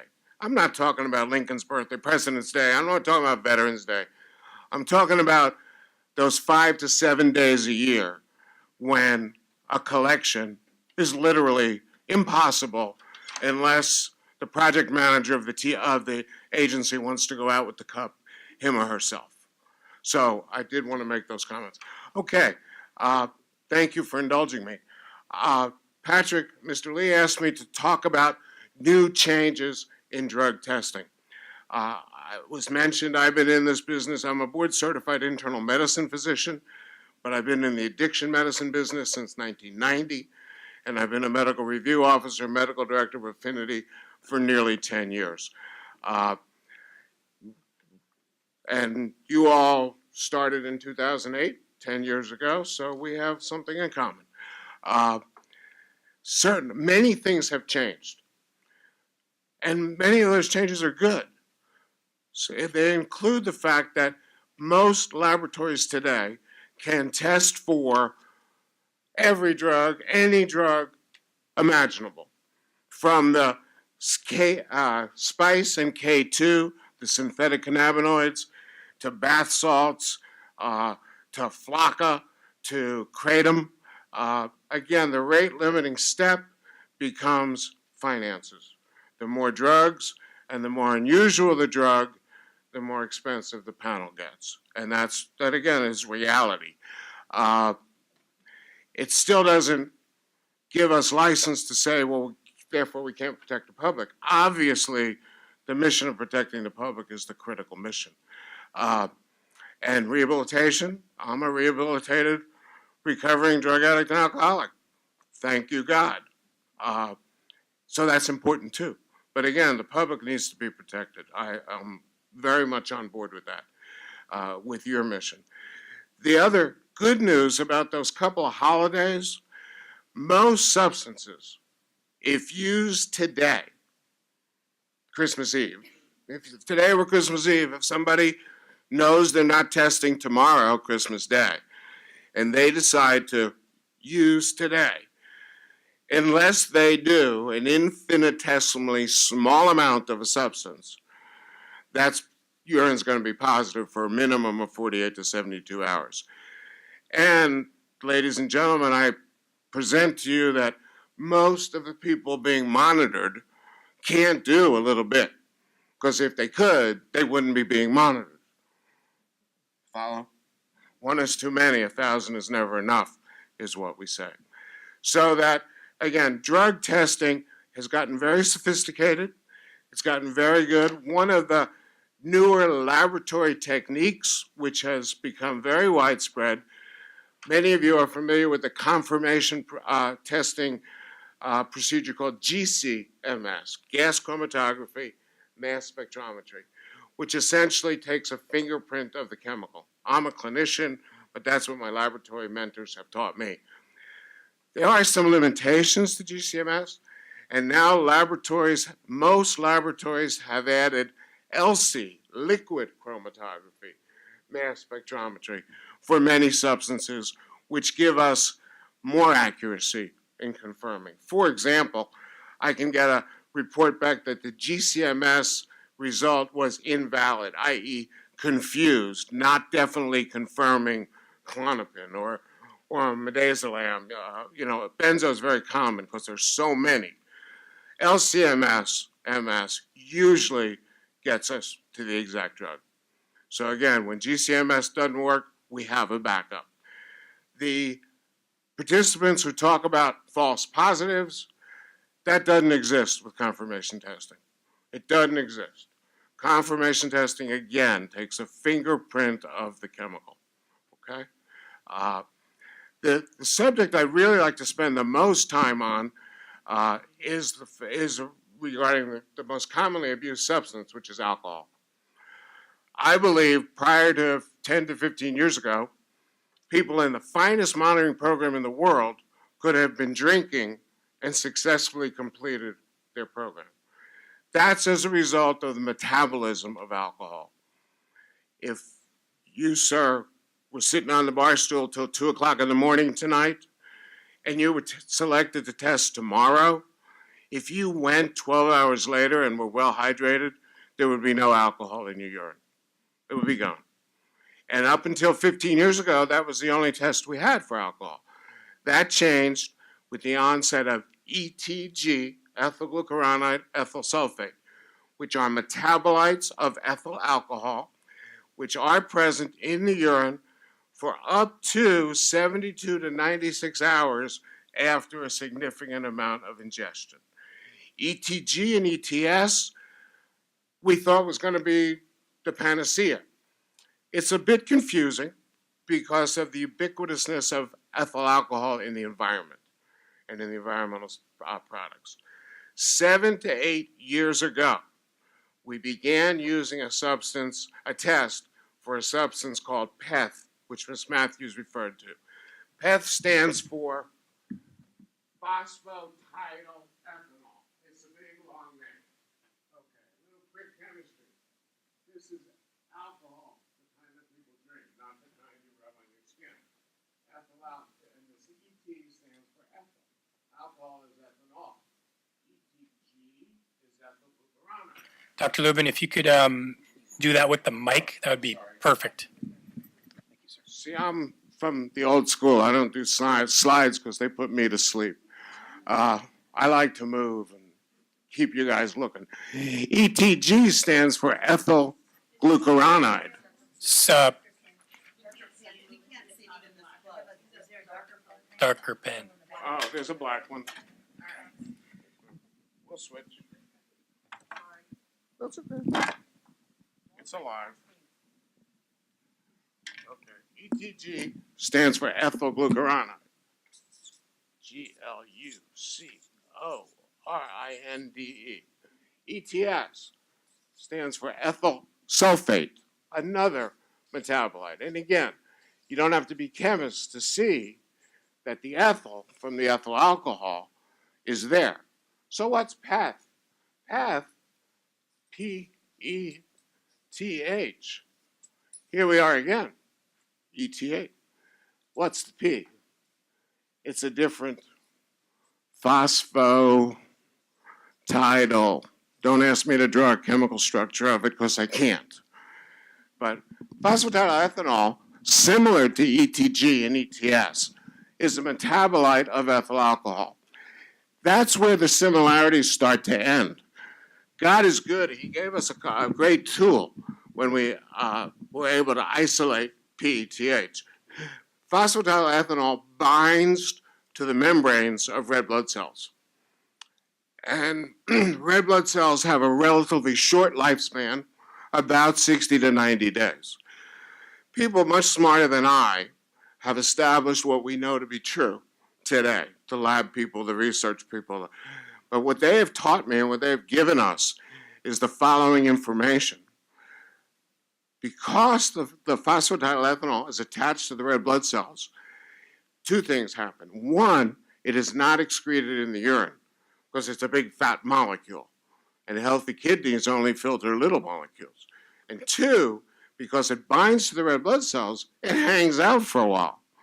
So what we know today in all the laboratory literature available is that for a detectable level of PETH to be 20 or greater, the donor of that blood had to have consumed a minimum of 7 ounces of alcohol within the 2 to 4 weeks prior to the blood draw. So it's a long window, much longer than the standard urine stuff. Because again, binding to the red blood cells, this substance will hang out a whole lot longer. So that if someone does have to go for a funeral or a wedding in Europe or South America, you want to know if they've been drinking? You get a PETH when they come back. And it's a valuable tool. Every program I work with uses PETH, all on different levels and all on different frequencies. Many, like Ms. Matthews said, will do a PETH and a hair prior to when someone comes in. It sort of validates their drug history. Not that people don't tell the truth, but anyway, you wouldn't think so. And since I mentioned hair, let me go to hair for a second, because the hair technology has gotten better as well. We can now test for in hair with a laboratory that certified and has done a lot of research called the United States Drug Testing Laboratory, a huge list of the commonly abused medical drugs. And the laboratory is always adding some new things. Now, what do we do for Mr. Griffillo, who has no hair? We can point to other examples in the room as Okay. well, Dr. Rowe. This gentleman who has short hair. You can choose someone else too. Okay. A fingernail and a toenail is not physiologically is the same as a hair. So we can do fingernails, unless the ladies have acrylic them, which destroys them, or we can do toenails. Head hair goes back approximately 3 months. Fingernails go back approximately 6 months, and toenails, believe it or not, can reflect back as far as a year. So we have a matrix other than urine and blood to do. However, I have to give you a however. Both hair and nails are adulterable. A negative hair test or a negative nail test never proves abstinence, okay? Because if it did, why were we getting the urines as well? Why are we bothering? Because urine is still the gold standard. Observed, yes, to avoid substitution. Very important, I agree with that. But a negative hair and nail never proves abstinence, but a positive hair and nail always says something. Now, certain drugs can get into the hair and nails environmentally. I've had this with a pharmacist, for example. He was positive in his fingernails for oxycodone. He said to me on the phone, I don't do oxycodone, but in my pharmacy, I dispense oxycodone, lots of it. So I said, well, don't you wear gloves? You know, I'm a physician, I work with nurses. Pharmacists are not trained to wear gloves. I mean, they tend to use that pusher, but, so we did his toenails after his fingernails were positive. His toenails were negative. So we use the tools and we, you know, it's a bit of a Sherlock Holmes game, which part of the reason I love my job, because I get to play detective, and it's a lot of fun. Again, it's a bit of a gotcha game, but it's not. It's serious business. We're protecting the public and hopefully helping save the life and the career of the people you're monitoring, because that's everybody's goal here. I mean, I know that. And that may be the end of my prepared comments. I know I'm right before lunch, so people want me to shut up anyway, but I'm happy to answer questions from you all or from the public. Appreciate it, Dr. Lubin. Let's be clear, your presentation was over when you made comment about my well cloth hair. Okay. In all seriousness, defer to the committee members if they have any comments for Dr. Lubin. Miss Ginny Harold. I have a question. Yes, ma'am. In California, we think we're the center of the universe and we're innovators and we're up there first. What's going on in the world of other rehab programs similar to this? Because we know other states do have them. Are they using pretty much the same testing as how do we benchmark against them? Are we ahead of them? Are we behind them? Well, as I think I said, you're certainly ahead of every program that I know regarding uniform standards. There are many state PHPs and board programs that have simple rules about first 6 months weekly, then they cut back to twice a month, and then the last year they increase frequency again because studies in their program have shown that sometime towards the end people get a little sloppy, so they increase frequency. And that's a physician's program that I'm speaking of. For the first 6 months in the state of Florida, the physician's program does weekly urines for 6 months. For the next 4 years, they do twice monthly.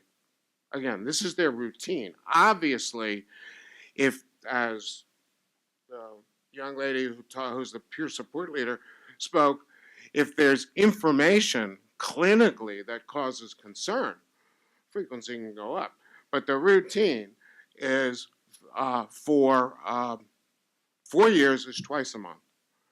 And then the last 6 months, 3 to 4 times a month. It does go up. Some programs, for example, fentanyl, commonly abused by both anesthesiologists and CRNAs, and now available on the nursing floors.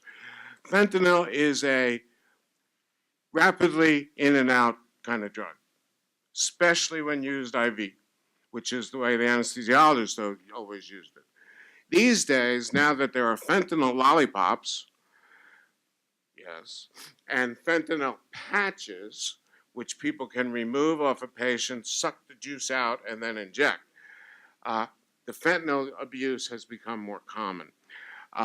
Fentanyl, the good news about hair is opioids are very well bound to hair protein.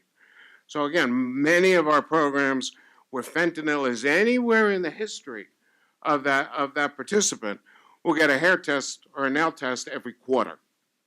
Okay? Because again, and what I said before, a negative does not prove abstinence, but it's certainly a deterrent. And again, as smart as physicians, nurses, and pharmacists are, as Mifilma said, certain things they don't know. And that's one that's not really commonly known. So hair tests are very valuable in those situations. And again, fingernails and toenails are used instead of hair. Did that answer your question? Kind of. So we test more frequently, so perhaps we don't need to rely on the secondary tests using nails, for example, because if we're testing them weekly or twice a week, we would pick it up that way without going through the expense of doing this alternative. If you're testing twice weekly, the likelihood is you'll pick it up if the donor has not snuck through somebody else's urine while the collector was blinking. I know, and I understand that. But in my personal experience of giving observed urines, it's a good thing to do. However, my personal experience is that if I were doing what I was doing over there in that corner, The observer was over there looking at the ceiling. That's one. That's one. Two, the female anatomy is such that unless the observer is up close and extremely personal, they don't know if the urine is coming out the urethra or if a reservoir has been taken in the vaginal vault and then somebody else's urine is released. So yeah, it's extra cost to do hair and nails, but it's another layer. And I believe in, we're protecting the public. We need as many layers as we can. Not throwing costs to the wind. You know, and I mentioned that the Florida Physicians Program, the Florida Nurses Program, which is again a very long-term, well-established program. They've been in business for some 25 years. And their directors and their clinical people know the drill. However, because of cost, their frequency is not as frequent. Adjustments are made. At the same time, for a non-discipline only program, for a diversion program that is getting communication from the work site, from the group leader, from the therapist that they've been assigned to, there are ways to sort of focus in on somebody who might be getting in trouble. And then you can do things like increase the frequency, do things like test people back to back. Test people on a Friday, and then the average addict and alcoholic who's getting in trouble, if he tests on Friday, he thinks, well, I'll never get tested on Monday, so the weekend becomes free time. So do Friday, Monday. Again, that's the Affinity provides software to our clients, but there's no replacement for visual, human, clinically trained people to overview and to override the routine. So again, delighted to see in your uniform standards that you have the right to increase. I work with a couple of boards where the consent agreement says this person will have 24 tests a year, period. That's lousy. I almost said a bad word. That's lousy. Because again, it ties the hand of the monitoring program, and we don't want to do that. Thank you, Ms. Harold, for your question. It provoked a comprehensive response. Before I turn to the public, being cognizant of time, wanted to turn to the left side of the room. I think there was a question or a comment for Dr. Lubin. Question regarding the PET. Are you saying that it has a greater sensitivity and specificity in detecting blood alcohol levels than the I'm sorry, I missed. I'm saying, are you saying that the PET has a greater sensitivity and specificity Correct. detecting DAL than EA? Well, the problem then the urine alcohol? Yeah, the problem with urine alcohol is, again, how quickly alcohol goes in and goes out. And again, that was remedied in part with ETG, but again, we're still looking at a 48 to 72 to 96 hour max for detection. This gives you a big look back. What about the buccal mucosa? Buccal mucosa, we can test anything. And why don't we test the blood? You want to see what's going on? Well, it's not only more invasive, it's detectable for a much shorter period of time. Same thing with oral fluids. For example, as I said, most substances are detectable in the urine 48 to 72 hours. That's cut in half in oral fluids. And it's cut again by maybe 75% in the blood. If somebody just used the substance right now, their blood's going to be positive for the next 5 to 6 hours, and then it's gone. It's out of the blood. Similarly, again, oral fluids, a day and a half. And urine, the gold standard, the most researched, the most widely used, even with its limitations, is still give you a reasonable window back. The other valuable things we do with testing is vary the panels. Some programs don't test for every substance every time. Somebody might say, well, we want to know the first time somebody might have slipped. And that's an admirable goal. The reality is, I don't believe that's reality. And the other reality about disease of substance use disorder is that if somebody used alcohol and gave a urine tomorrow and got away with it because there was no ETG on that panel, for example, they're going to drink more and they're going to get caught because that's the brain of a substance use disorder person. So varying the panels is very valuable. The other thing that we do with all of our clients is we work with the laboratories to use the lowest possible cutoffs, okay? The cutoff is the level that's present that can be replicated by the laboratory machinery on a percentage basis. It would be nice if we could take it down to 0. That's not reality. But you can take it to 50 micrograms. Let me give you an example. Opiates. The cutoff for opiates on the forensic panels that we offer our clients is 300 milligrams per milliliter. The DOT federal guidelines, you know what their opiate cutoff is? 2,000. Scary business. And the DOT has just added hydrocodone and oxycodone to their opiate panel list on January 1st, 2018. Prior to that, they were testing only for morphine and codeine.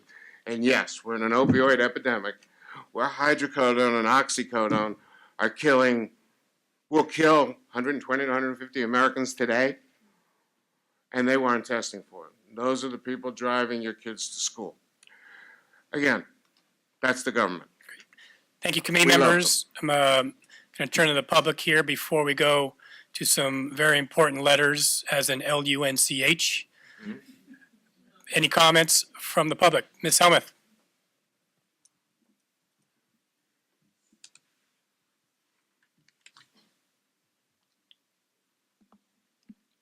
Thank you. Julie D'Angelo Felmuth from the Center for Public Interest Law. Thank you for your presentation. You're very welcome. I have a quick question for you. Yes, ma'am.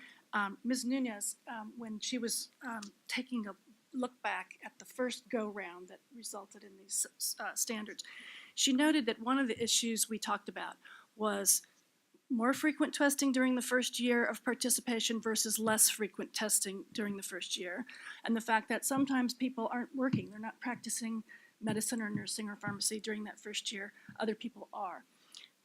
My question to you, I think this is going to come up again in this proceeding. My question to you is, during that first year of recovery, is there a positive aspect to more frequent testing in terms of encouraging that person to recover, even if they're not working? I believe there is. I believe testing is a deterrent for many people early on in active disease. Once the disease takes over, I could know I'd be getting tested every day, and if the disease is in charge, I'm going to do dope tonight anyway, because that's the power of substance use disorder. It's not because I'm stupid or anything like that, but that's the power of the disease we're working to monitor and control in healthcare professionals and other safety-sensitive positions. Thank you very much. You're very welcome. Any other comments from the public? Seeing none, we'll do a couple of household items. We're going to go ahead and close this portion of the meeting as soon as we get out of here for a lunch break. In order for us to promptly start on time of 1 o'clock, I'm going to ask that everyone be situated in their spots at 12:55 so that, again, we can start right on time at 1 o'clock. For now, we are now at the lunch break. Thank you.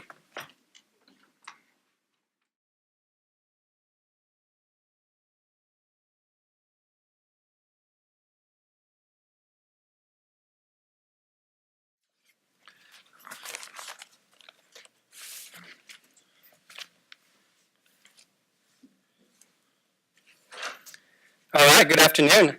I am calling this meeting to order at 1 o'clock. Please note that Director Grafilo had to step out for meetings this afternoon, so I will be filling in as interim chair. So as the food coma settles in, I will ask Ms. Bowie to call the roll.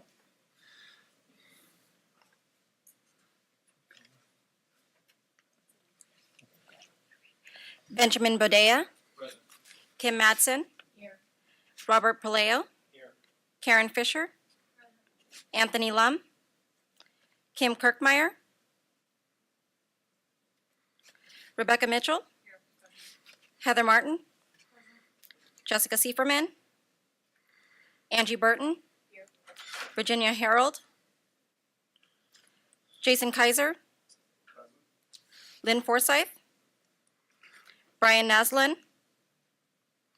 Antoinette Sorick. Joseph Morris. Stephanie Nunez. Paul Sanchez. Ethan Mathis. Elaine Yamaguchi. Michelle Wong. Thank you. Let the record show that we have a quorum. As a side note, Executive Officer Sorick mentioned that the Substance Abuse and Mental Health Services Administration is launching today the National Addiction Treatment Week, which is a campaign to raise awareness that addiction is a disease, treatments are available, and that recovery is possible. So congratulations on this committee for perfect timing on this meeting. So with that, Mr. Hepler? Thank you, Mr. Lee. Members, I'm sorry, as food coma is truly setting in. I just want to take a moment and reflect kind of why we're here. This SB 796 talked about whether Uniform Standard Number 4 should be updated to reflect recent development in testing, research, and technology. So I think Dr. Lubin adequately, or more than adequately, offered up some new three-letter acronyms that the rest of us didn't know, gave us a quick crash course in organic chemistry, if I could, a subject that derailed my engineering career. And I think, so going forward, I think that coupled with technology, now we're talking about testing research, it's my theory as a lawyer that what the legislature was trying to do is say, hey, in light of testing research and technology and the development thereof, because let's be honest, the initial standards came out about 2011, so we're nigh on 7 years, more than half a decade that has elapsed since they originally came out. So I think the legislature was asking us, this committee, to look at those developments and see whether that schedule of testing frequency and other things that are incumbent therein are still necessary in order to protect consumers in the marketplace. So with that, I'll shut up and let's proceed. Sounds good. I'll provide a quick overview of how we'll structure agenda item 7, which is discussion and consideration of possible changes to Uniform Standard Number 4. We'll first receive a presentation from the California Society of Addiction Medicine, which I will introduce our guest speakers in a bit. We'll then open up for comments and questions from the committee members. We really hope that under this item, the committee will be able to determine whether or not Uniform Standard Number 4 should be updated. So with this, I'd like to introduce our next two guests, Dr. Karen Mioto and Dr. Greg Skipper with the California Society of Addiction Medicine. Dr. Karen Mioto serves on the board of directors of the California Society of Addiction Medicine and is the chair of CSAM's Committee on Physician Wellbeing. She recently led a 22-member expert task force to review the SB 1441 uniform standards and deliver recommendations for changes to this committee. I believe that the full set of recommendations should be available in the table in the back for anyone who would like to see them. And as well, the changes to Uniform Standard Number 4 were made available as part of this meeting's public materials. Also joining us today is Dr. Greg Skipper, who currently serves as the medical director of the Center for Professional Recovery in Santa Monica, California, where he has evaluated and treated over 800 health professionals since 2011. In his 37 years of experience, Dr. Skipper has worked extensively with professional regulatory boards, the Federation of State Medical Boards, the Federation of State Physician Health Programs, and other professional health programs in the United States and abroad. Dr. Mioto, Dr. Skipper, thank you so much for joining us today. You have the floor. Thank you, Mr. Lee, and thank you for the participation of everyone. We know it's no small feat to get representation of so many boards in one room at one time to address this important issue. Next slide, please. So you've heard a bit about me. I chair this committee and had the benefit of many experts to work with me, and we'll discuss that. And the next also is Dr. Skipper, is his credentials. He is a go-to person for us because he was the medical director of the Alabama program for 12 years and put these protocols in place. Next slide, please.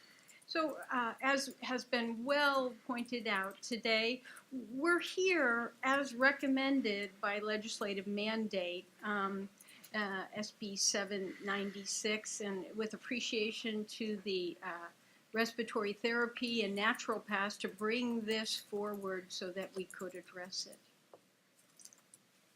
Our review of the uniform standards really, and we reviewed all the standards to really ensure the practice of evidence-based medicine and to address what's currently known not just about drug testing, but addiction science as well. Because we very much want to protect the public. So we had 3 expert panels, but before I go any farther and allude to their credentials, I have to give a shout out to Carrie Parker, who is the California Society of Medicine Executive Director. And as you know, without an executive director herding cats, none of these expert panels. And a second shout out to Gail Jara. And so when we reviewed each and every standard, she painstakingly compiled them. And if you'd like, we have track changes view, completed review, every view possible. So the expert panel on drug testing, as you can see, the top 3 people on the left run state physician health programs and are very involved in the Federation of State Physician Health Programs. And Virginia is also played a key role in that group. The next is the panel are clinicians who are actually involved in either monitoring groups, well-being committees, or again, we had state PHP represented. We also had a panel of expert attorneys, and these are the members of the California Society Healthcare Attorneys, and they looked at it for consistencies and the things that are important when these things become an issue. So we took our guidance from the Federation of State Medical Boards, and we know that licensee healthcare provider programs are not like a board that has to build a case capable of withstanding legal challenge. The value of a PHP is it can intervene quickly just based on a reasonable concern. So we all agree that early intervention is essential for patient safety. You've seen this data from the Maximus program, and it's concerning to all of us because we equate safety with participation, with licensees participating in this program. And what we see is that the confluence of events right now has led to declining participation. So is that true in all PHPs? Are we just in a slump? No, actually, some of the individuals that consulted with us were just talking about 200, 300 new members just in 2017. So what is the ingredients that are leading to the phenomenal growth of those programs? So I'm going to talk about several things very briefly. Just talk about frequency of drug testing, because certainly that's paramount. I'm going to actually talk about programs that have been designed to deter use and what is the science behind that. And then we're going to cover the principles and turn it over to Dr. Skipper with advances in testing. So we're all interested in percentages. So I called an authority, Mark Kleiman, who wrote a paper that's widely cited. And he said, weekly testing generates a 35% chance of detecting a given incident. So we're interested in that number. And of course, that's a probability based on the length of detection of the drug and number of days of use. And so I said, we're coming to the DCA. What is your advice? And he said, advice?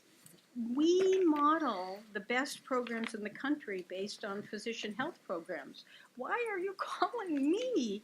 Just do a number that's consistent among the different programs and do some hair testings. You have a program that works. He said the best programs arrange the sanction of penalties to decrease. For example, if someone comes in and says, I use drugs, before they test positive, and you can impose the sanctions immediately, that's a different sanction than testing positive and someone denying it. He said the psychology of arranging sanction has been shown to be very effective in deterring use. Granted, we need to detect use, but we need to deter.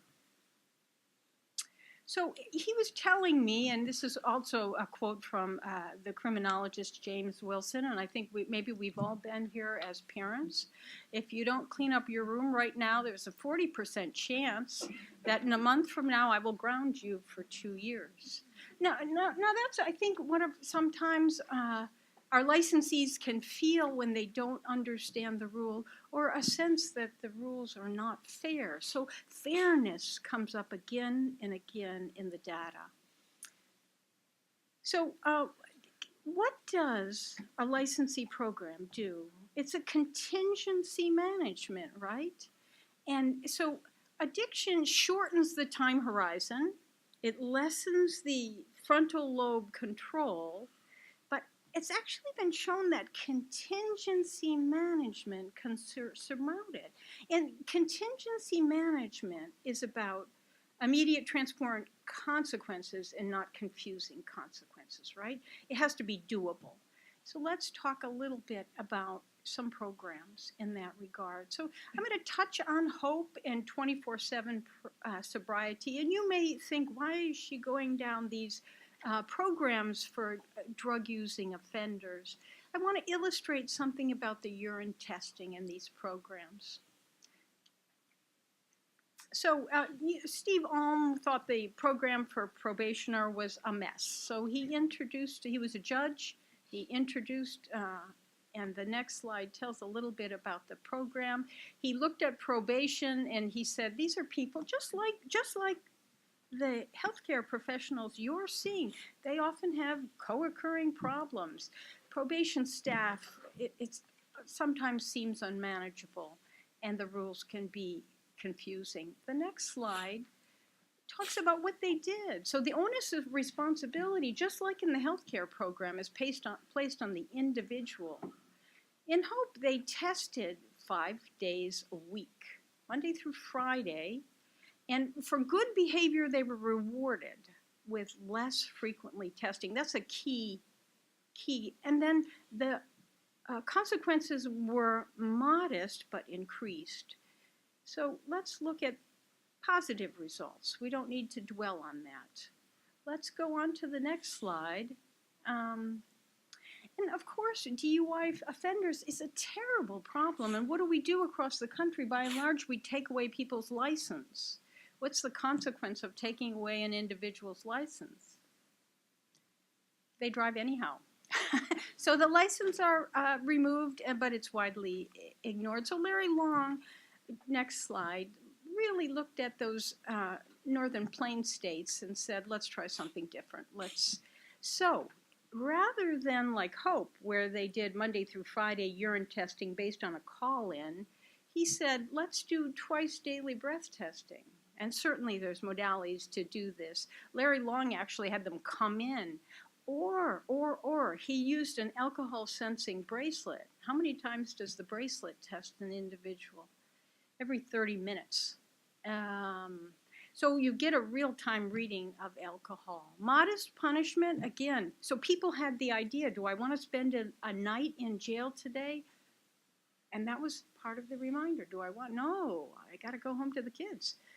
So next slide, please. It just, 99% of the tests were taken. They showed up for the test and they were negative. Impressive. Not only did they stop drinking, but they became better citizens. And that is the goal of the healthcare professional programs. Next slide. So indeed, it was certain consequences, modest contingency, but sense of fairness comes again over and over the literature. Next. So what do you have in the healthcare professional programs? You have two things. You have contingency management. You get rewarded for good behavior, punished for bad behavior, but you also get employment incentives. You get incentivized. For your healing arts licensee, it's a high magnitude incentive. Your licensee have worked very hard to earn their career in healthcare, each and every one of them. And so they're trying to retain that privilege. And so why do these health programs work? Well, we detect urine because that's a deterrent, but what are the multitude interventions in these programs? You have clinical oversight, ideally by a medical director, and we're going to talk about how to make that feasible. You get workplace awareness and worksite monitors. So not just a probation alcohol test. You get testing from multiple matrices in the best programs, and you get support and monitoring groups. Why is that package important? Because each one of those is a window of detection. That's valuable. So these are the guiding principles. And this, our task force panel of experts said, before we move forward with digesting uniform standards, we've got to take what the Society of Addiction Medicine and the federations, what their principles. So of course the principle is to protect the public, but it should be a practical program. And we know they're not treatment programs, they're monitoring programs. We agree, but there are elements of monitoring that involve clinical judgment and need to be made by knowledgeable clinicians.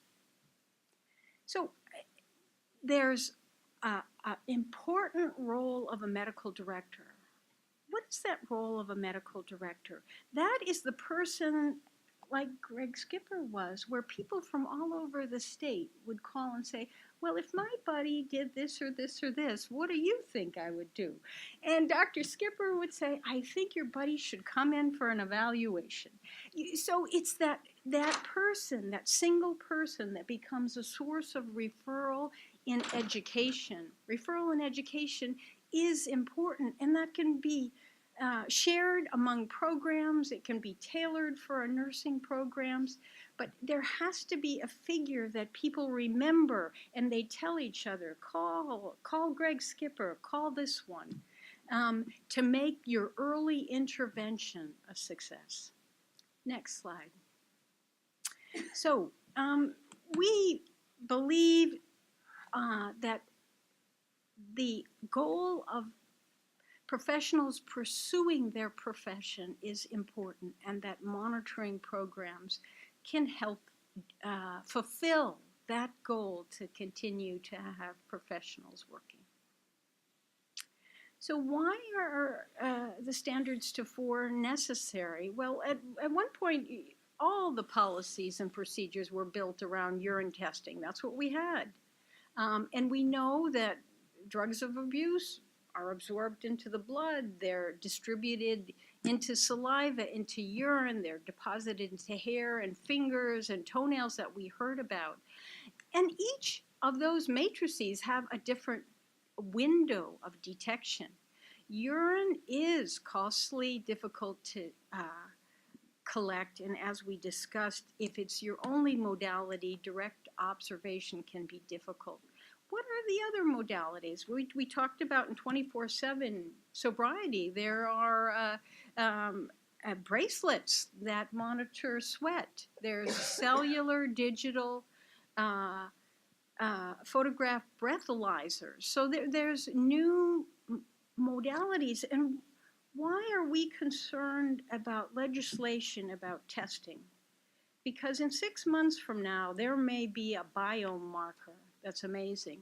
And if it takes amassing this group of professionals to advance the standard, it's going to be hard to keep up. So you'll see in the guidelines we've given you, we talk about a protocol that can be then updated on an annual basis. And the next slide, please. So these are the key areas that you've already outlined in terms of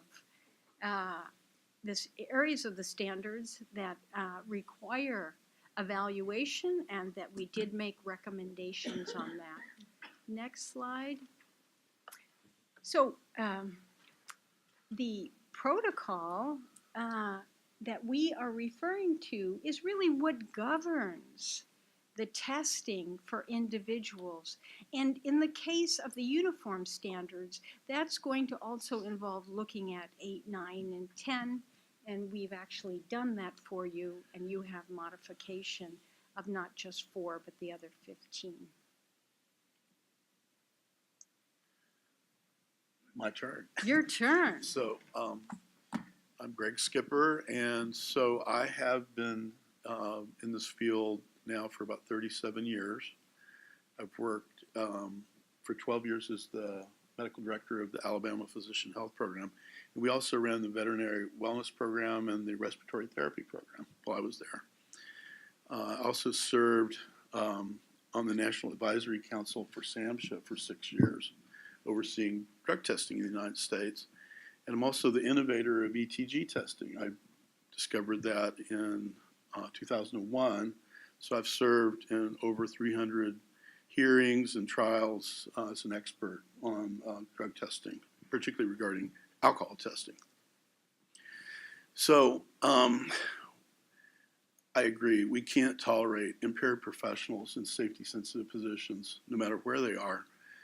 But there's different causes for impairment. And I guess here we're really focusing on substance use disorders, but I think it's important to realize there is stigma around substance use, and there are lots of causes for impairment. Lack of sleep, depression, just had a divorce, bad flu. There's lots of things that would mean somebody should not be working. So we're focused on this, but I think it's important to realize that most professionals that now come forward in good programs are not actually overtly impaired. So we want to detect people before they're overtly impaired. And that's what I'd like us to think about. We know that 10% of almost every profession that's been studied, approximately 10%, will have a problem with substance use. It's common, right? And this is during their career. So whether it's physicians or pharmacists or lawyers or airline pilots, it seems to be ubiquitous.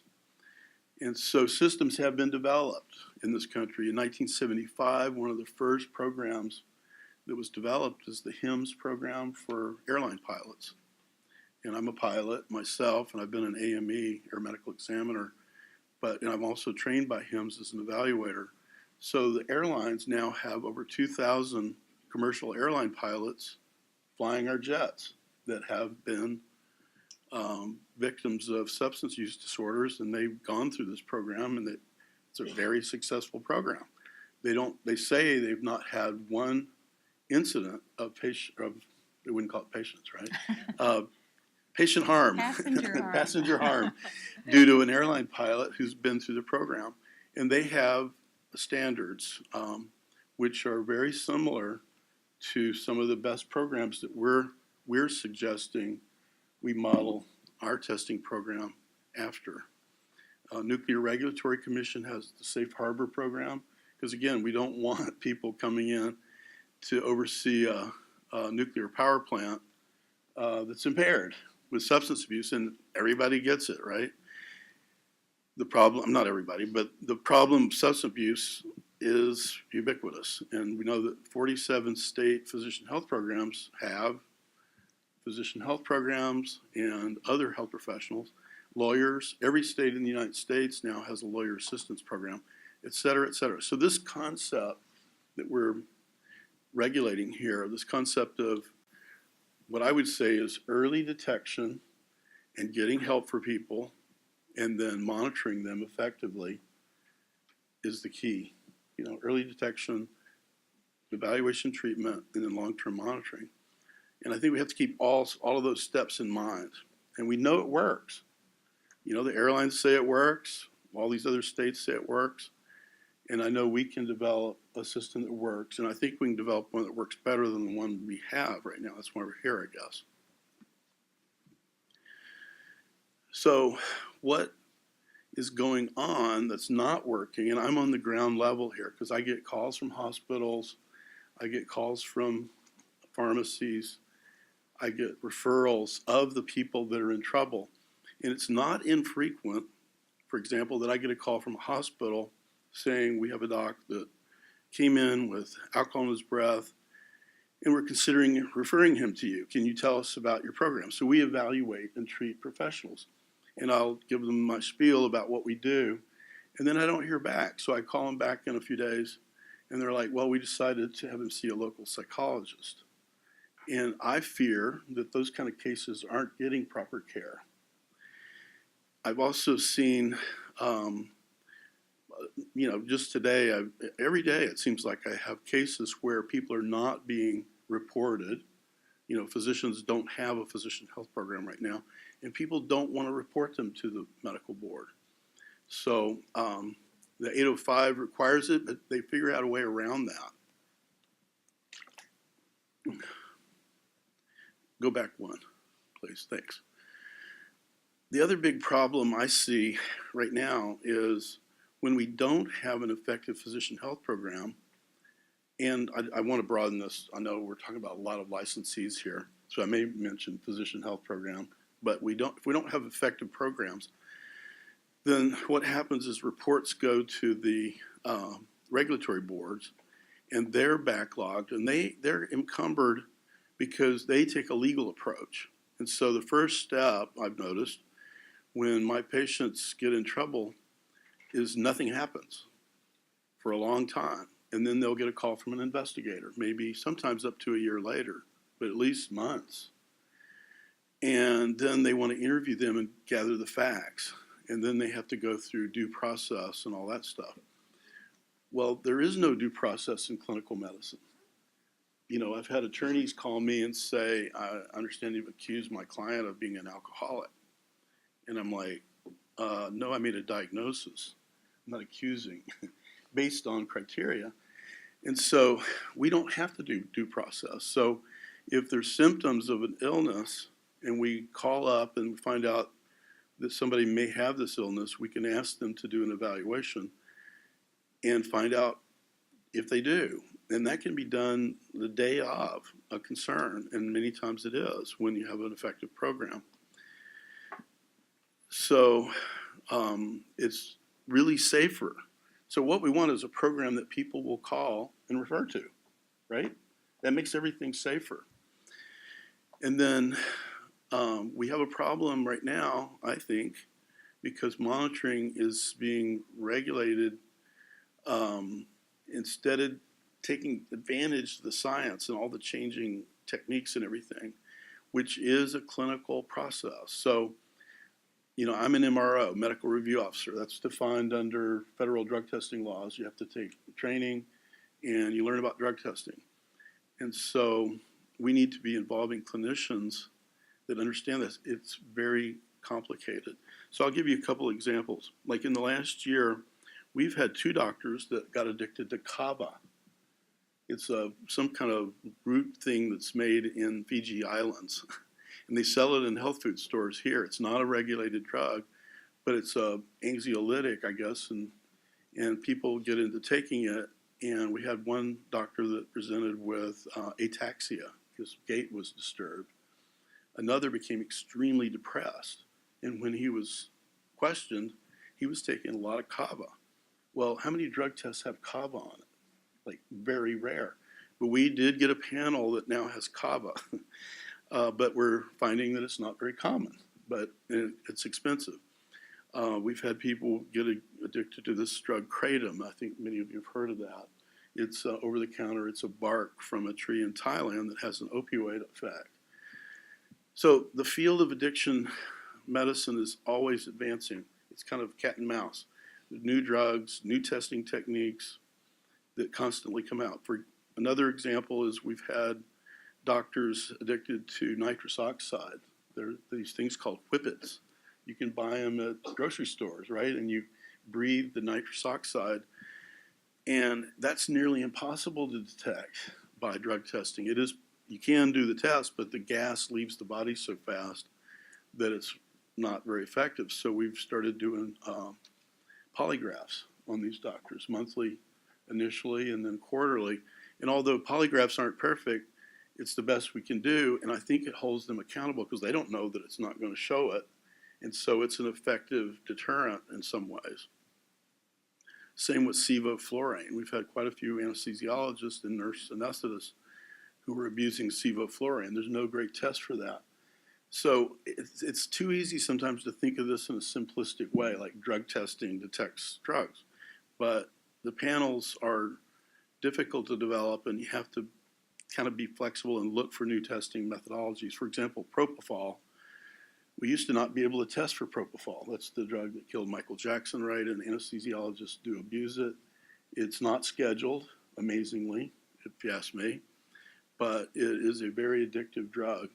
And now there is, U.S. Drug Test Lab developed a test for hair or urine, propofol glucuronide. So evolving all the time. I'm seeing cases that really distress me because we don't have an effective physician health program. One case that I've been involved in where a doctor was known to have a substance abuse problem, but he was involved in surgery centers, and that's sort of a loose connection. So they were just firing him at they would suspect a problem and dismiss him. And this went on with 7 different surgery centers over 3 years. And finally, there was patient harm. And I really feel like the problem is we don't have a good program that people are willing to refer to. There was an article recently in New England Journal that queried doctors saying, would you report an impaired colleague? And quite a high percent of physicians said no, because they don't want to get somebody in trouble.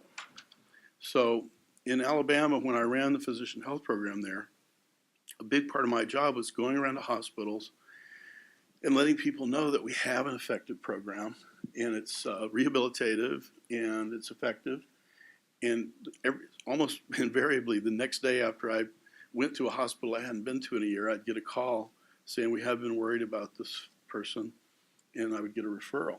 So this is built on a system of care, and if everything we do to regulate how this is done, we have to think, is this going to deter referrals? Okay, and I think we've got a problem with our current program because it's known as punitive, and we don't have that many referrals. For the number of doctors and other health professionals in California, we should be getting a lot higher number. And so that's something I want to emphasize. Next. So what works in other states? What I just said, education. Educating hospitals, medical groups, patient groups, societies, anywhere we can go where we can talk about we have a program that will get your licensees help and not punishment, so that colleagues will feel more inclined to refer.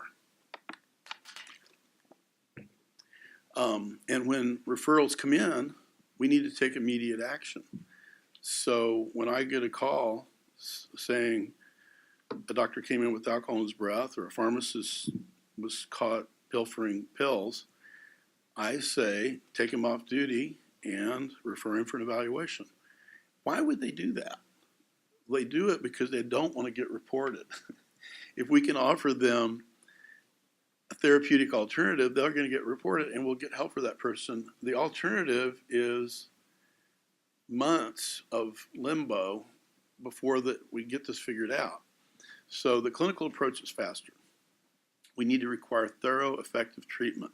So when somebody's identified as having a substance use disorder, they need to get good treatment, not 30 days or 60 days or 90 days. They need to get enough treatment based on their progress that the treatment team can say, this person seems stable. Because if they have bipolar disorder, if they have a family system that's in chaos, you got to take all those things into account and make sure those are all dealt with. We want to require extended monitoring with specified consequences. And again, I know that's our main focus here. I think we have to think about, will whatever we do discourage future referrals?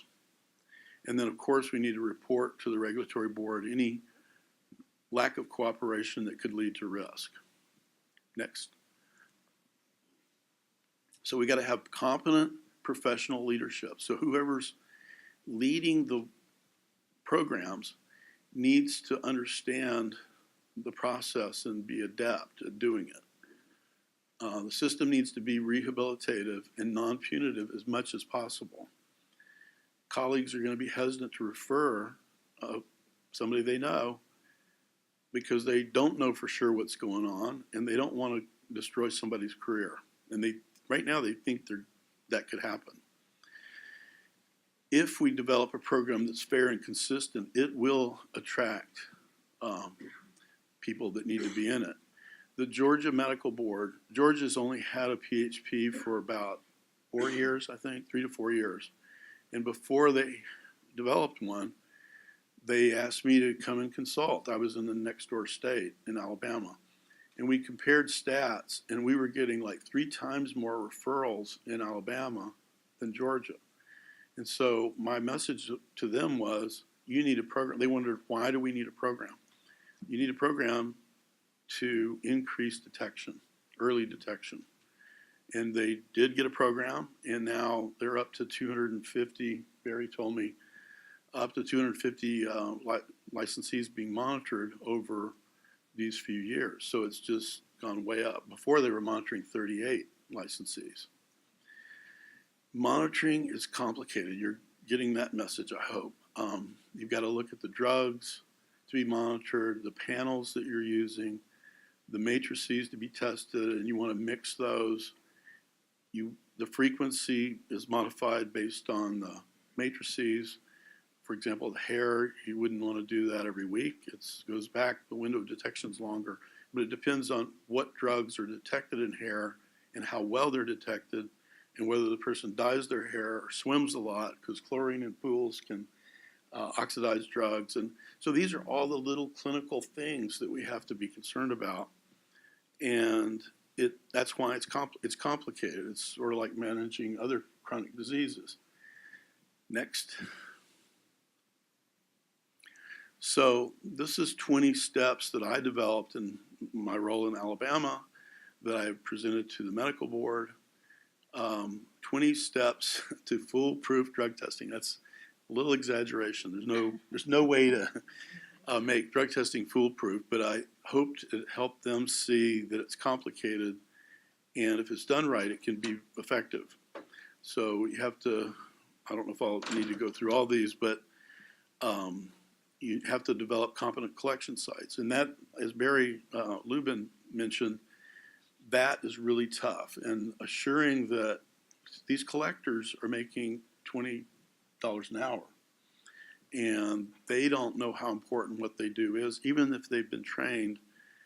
I think we get so few, when we say it has to be observed, I would bet that less than 20% of those are actually observed in the way we would like. So there's all these different degrees of observed, right? As Barry mentioned, the drug collector can stand behind the person or peek around the door or all kind of, there's like infinite levels. You know, what we would like is eyeball to urethra, right? To really be sure urine's coming out where it's supposed to. But that doesn't get done very often. So developing competent collection sites and auditing them is important, and letting them know how important what they do is. You have to get proper kits to the collection sites. Financial arrangements have to occur. The quality control is really important. And one way we did that in Alabama was I questioned the doctors every 3 months when we did our routine follow-up calls is, are people observing your urine test? How are they observing it? And if the doc says, well, they kind of peek around the corner, then we would contact the collection site and start trying to get them better training. Next. Notification's important. How do you notify people? Monitoring your no-call and no-show reports. So the way these software systems work now, people log in on an app to see if they need to go test today. Well, what if they don't even log in? Okay, they take a risk because maybe they're in testing once a week and they already did a test this week, so they may not log in. So we consider that an early form of relapse. It's not drug use, but it's being negligent, not checking in to see if they need to go. So what we let people know is if you fail to log in, you're going to get added an extra test. And that cost and inconvenience almost eliminated our no check-in problem. No show is different. If they log in and find out they need to test and they don't show up at the lab, it takes over a week to find out that they didn't show up because the lab report doesn't show up and you're checking to see and you find out they didn't even go do the test. So we need to have a system for early reporting of no-shows. Once you get a positive, you have to determine, is it a relapse? What kind of relapse? And report that to appropriate authorities, intervene at the appropriate level, work with the evaluation people that are going to evaluate the licensee to see if they get a proper evaluation. And you need to make sure there's proper confirmation. Dr. Lubin talked about GCMS and LCMS, so that is an evolving science. Next. Having a medical review officer to review the results is important because this is a complicated clinical process. And then somebody's got to enter those reports in a database, and then you've got to review non-negative reports. So non-negatives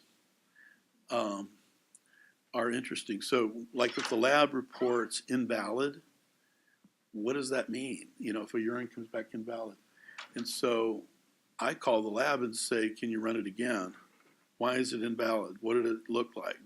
Was it purple or, you know, they don't give you enough information. So again, you need a clinician that can be on top of that.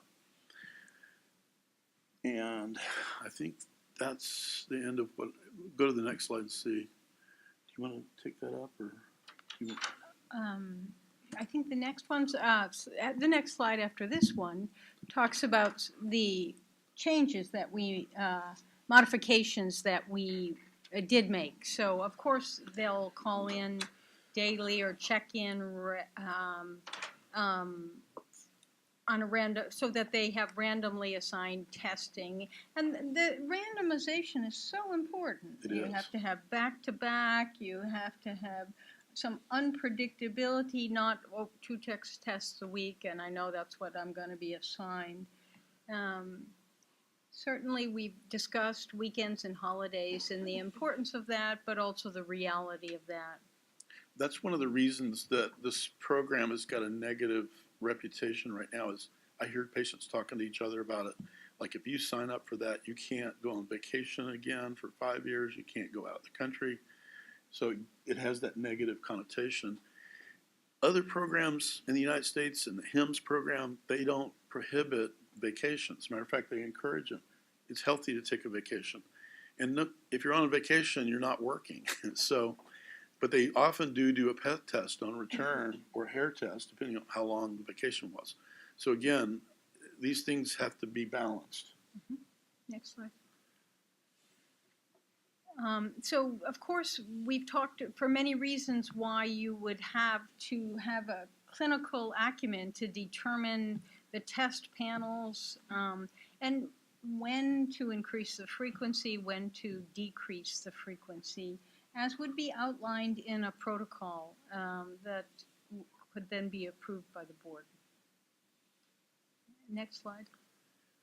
Prescribed medications, right now that's prohibited. we've modified the standards to say that there must be open communication with the treating physician. And it determines, did they have a long bone fracture? So that might be an acute time limited situation. And we've also put provision that the treating physician has to be approved by the program. So it can't be any physician recommending, let's say, a stimulant, for example. And that this practice would then be subject to periodic reports, review, readjustment. The next slide. So we modified some of the items that you had in there about collection sites. Actually wasn't correct in terms of the certification of those programs. So we modified that to what is the actual certifications that those programs would have and would be desirable. Yeah. For example, what she's saying is that if we require labs to have DOT certification, that's only certification for 5 drugs. And it requires a lot of money for the lab. And most labs that do DOT work have a whole separate lab just for that. We're talking about health professional panels that are 20, 30, 40 drugs, and there is no DOT certification for that. So, but there are other agencies that certify that I think we listed. Mm-hmm. And yes, in the modification. Would you want to talk about reflex testing? Yeah, so there's sort of a confusion in the uniform standards about non-negative testing, which typically means that a drug was detected under the screening process. So what's the screening process? So it's an immunoassay. So they've got antibodies, kind of like a pregnancy test with those sticks, or with the POCT, point of collection test. It's an antibody that will light up that a drug may be present, but there's a lot of cross-reactivity. So when you sign up with a lab for testing, you can let them know that you just want screening and that you'll do confirmation if needed. So for example, and it's cheaper that way. So screening tests are really cheap. They're about $1 a piece for each drug. And so you can do a 20 test panel for $20, for example. And if they report a positive for amphetamine, you would not know, maybe that's a cold medicine or something, because there's a high cross reactivity there. And so you would ask the patient, have you been using amphetamines? Well, if they say yes, then that you could stop there and you got a cheaper test. But in our programs, we typically will negotiate with the lab to not even report the screen, but to immediately do confirmation. So that's called reflex confirmation, reflex testing. And you have to pay more for each test. So in the former setup where you just get reported positive screens, you tell them, if you say, we'd like to get confirmation, they might charge you like $200 or $100 for confirmation. On the other hand, if you've set it up from the beginning that every positive screen will be reflex tested, it raises that cost save from $20 to $30 or $35, because they're getting a little bit of money for every test that'll pay for any that need to be confirmed. I know that sounds confusing, but anyway, again, another complexity of how to do this. So I think reflex testing is good, and it really wasn't properly recognized or defined in the uniform standards. Go back one slide. The other thing that we have to be careful about, I don't know if it really matters that much, but it would be great to get results really fast. Well, 7 days is a little, labs may say that they will get you from the receipt of the sample a result. From the collection to the result would be nice to have it be 7 days. But what happens sometimes is if it goes out by mail, we're not specifying what kind of mail. So if it goes out on U.S. mail, it could take 3 or 4 days to get to the lab. Right now, we're trying to FedEx all our samples, but it costs more. But anyway, if it takes 3 or 4 days to get to the lab, then we may not get the result for another 4 or 5 days, particularly with positive samples, because they do have to do the additional test. Anyway, so we have to be careful about setting standards. We want them to be as good as possible, but over holidays and depending on what kind of mail you use, it gets a little more complicated.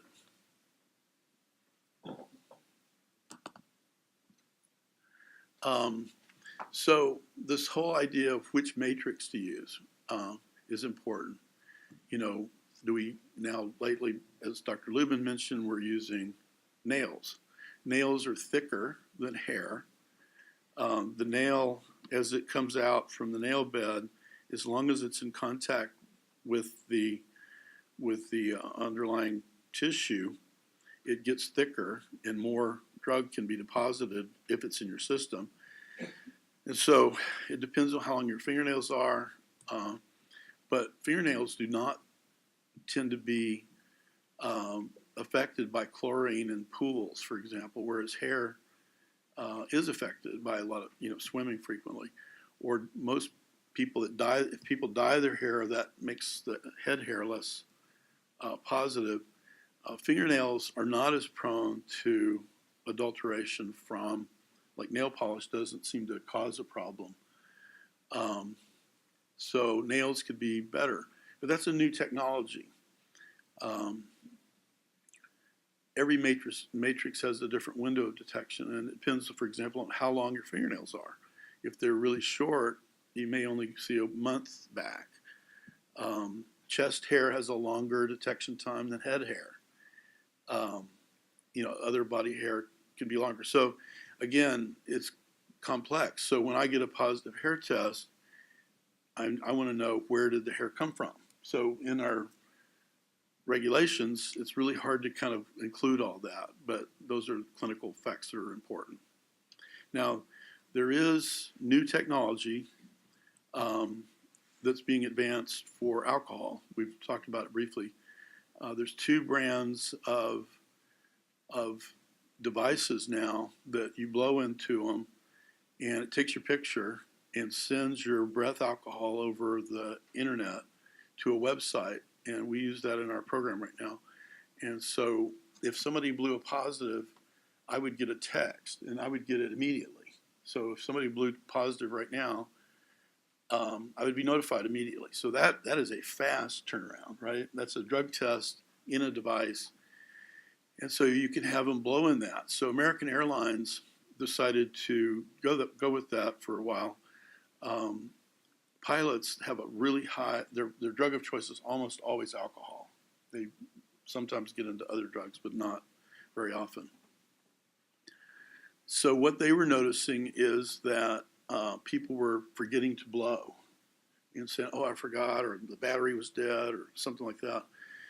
So they consulted with me, and we discussed it, and we decided we needed to set windows, because the other thing they were doing was blowing early in the evening and then later the next morning and saying, oh, I forgot, or whatever. So they set up windows for samples that had to comply with those windows.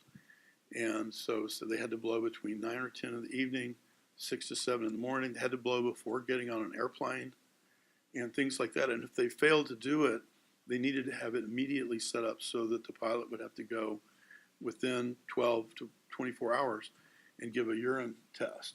So those are all the complexities as these things evolve. You have to set up new parameters, and American Airlines has kept they've continued to use that device, and they're happier with it now. The other one that Karen mentioned is a device that you wear on your leg, and it checks transcutaneous alcohol. It's cumbersome because it has to be fastened to your ankle, and you can't take a bath. You can shower, but you can't submerge it. There's a company now that is in clinical trials that will implant a machine, I guess it's a little lab, under your skin, and it communicates with a smartphone, and it'll detect opioids. So you'll immediately, through Bluetooth, get notified via a website that the person has opioids in their system. It's not on the market yet, but it's in clinical trials, and we don't know yet how many different kinds of opioids it might detect or whatever. But the point of mentioning all that is there's new things on the horizon, and we want a program that's nimble enough that it can take advantage of new technologies in changing drug tests and so forth. Next. That's it. Thank you guys for listening. Dr. Mioto, Dr. Skipper, thank you so much for sharing your expertise and this wealth of information. For members of the committee, I just want to remind you that as part of this presentation, you had two supporting documents that were made available. The first one is the California Society of Addictions Medicine recommendations for changes to Uniform Standard Number 4. That's a document titled CSAM Task Force for Addressing California's Uniform Standard, with a cover letter from Carrie Parker to myself, Patrick Lay. And they've also submitted a consensus statement, and that's the paper titled Appropriate Use of Drug Testing in Clinical Addiction Medicine. So with that, we are now going to begin a committee discussion on changes to Uniform Standard Number 4, and I will open up for questions or comment from members of the committee.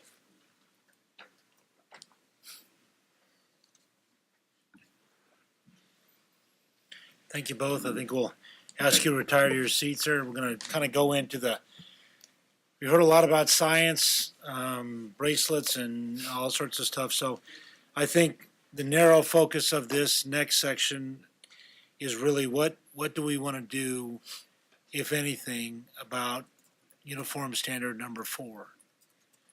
And you've heard some scientific stuff, you've heard some chemical stuff. So my thought is, if you want to, if the committee, we'll throw up the committee first. If the committee wants to recommend any changes, perhaps the committee wants to study this a little bit more. Perhaps the committee is overwhelmed with various acronyms and everything else that happened. So we really throw out, perhaps at the end of the day, the committee would want to direct staff to go try and ferret some of this stuff out, and report back at the next subsequent meeting about, some of the alternatives. I do want to point out in all candor to everybody here, this isn't a referendum on the medical board's upcoming physician health program or whatever its formal name in statute. This is going to have a narrow focus here, and that is, what do you want to do first with number 4, and then perhaps as we get to a later item in the agenda, future agenda items, we could talk about whether the committee wants to tackle anything else. But our charge today with this agenda item is, what do we want to do? What does this committee want to do, if anything, with Uniform Standard Number 4? So with that, I'm sorry to subsume your time, sir. I think first we'll throw it open to the committee if they have any recommendations, what they like to do with number 4. Too bad it's not number 5. There's a movie called Number 5's Alive or something like that. I don't recollect. We have number 4, just out of the bronze category, but still in the top 5. And then once we get that done, perhaps we can hear from the public about if they would have any recommended changes to number 4. Okay. Ms. Mattson? So a couple of things.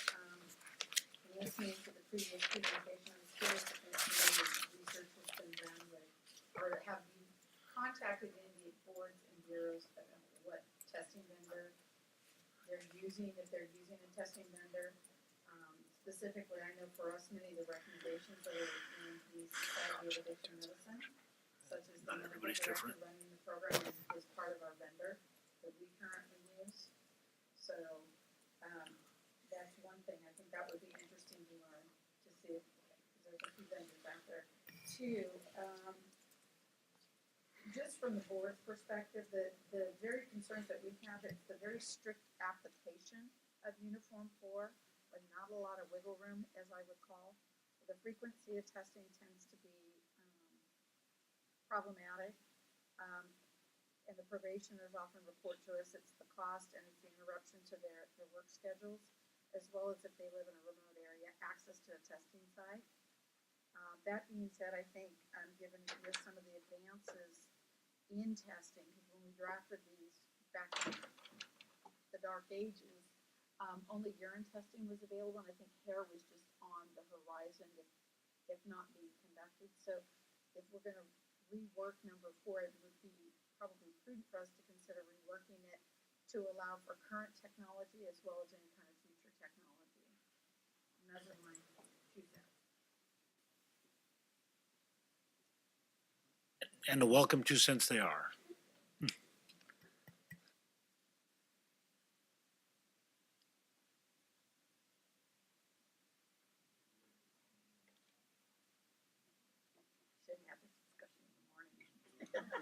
So it seems logical, Ms. Masson, if I can just be so bold, it seems like one of the computational calculus, maybe we trade off a little technology for a little more discretion in testing frequency. Maybe there's, like they used to say in the $6 Million Man, for those of you who are as old as I am, we have the technology, we can rebuild him, we can make him better, faster, stronger. Maybe the same sort of analogy applies to testing science, testing frequency, research even that, a block of tests, 2 to 4, perhaps isn't the most productive, the most detection oriented, the most rehabilitative thing that has developed that we now know. So it may be that, like I said, and I think if you pointed out to Ms. Madsen, that 7 years later, maybe there's a lot we don't know that we should know before we take any more action.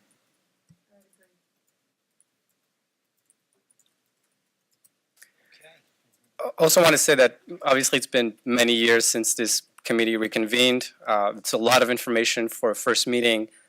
So if there's any particular types of information that you need in order to make a decision or to make thoughtful decisions about how to change Uniform Standard Number 4, that can also be part of the conversation in terms of, can staff help you provide you the right materials for you to be able to make a decision. Again, we haven't met for many, many years, so we kind of threw a lot of material that we hope would be able to help move the conversation forward. But if part of the conversation is you need more in a particular area, staff is more than welcome to do that extra research for you as well. So also want to open to that conversation if there's any particular data points that you may need.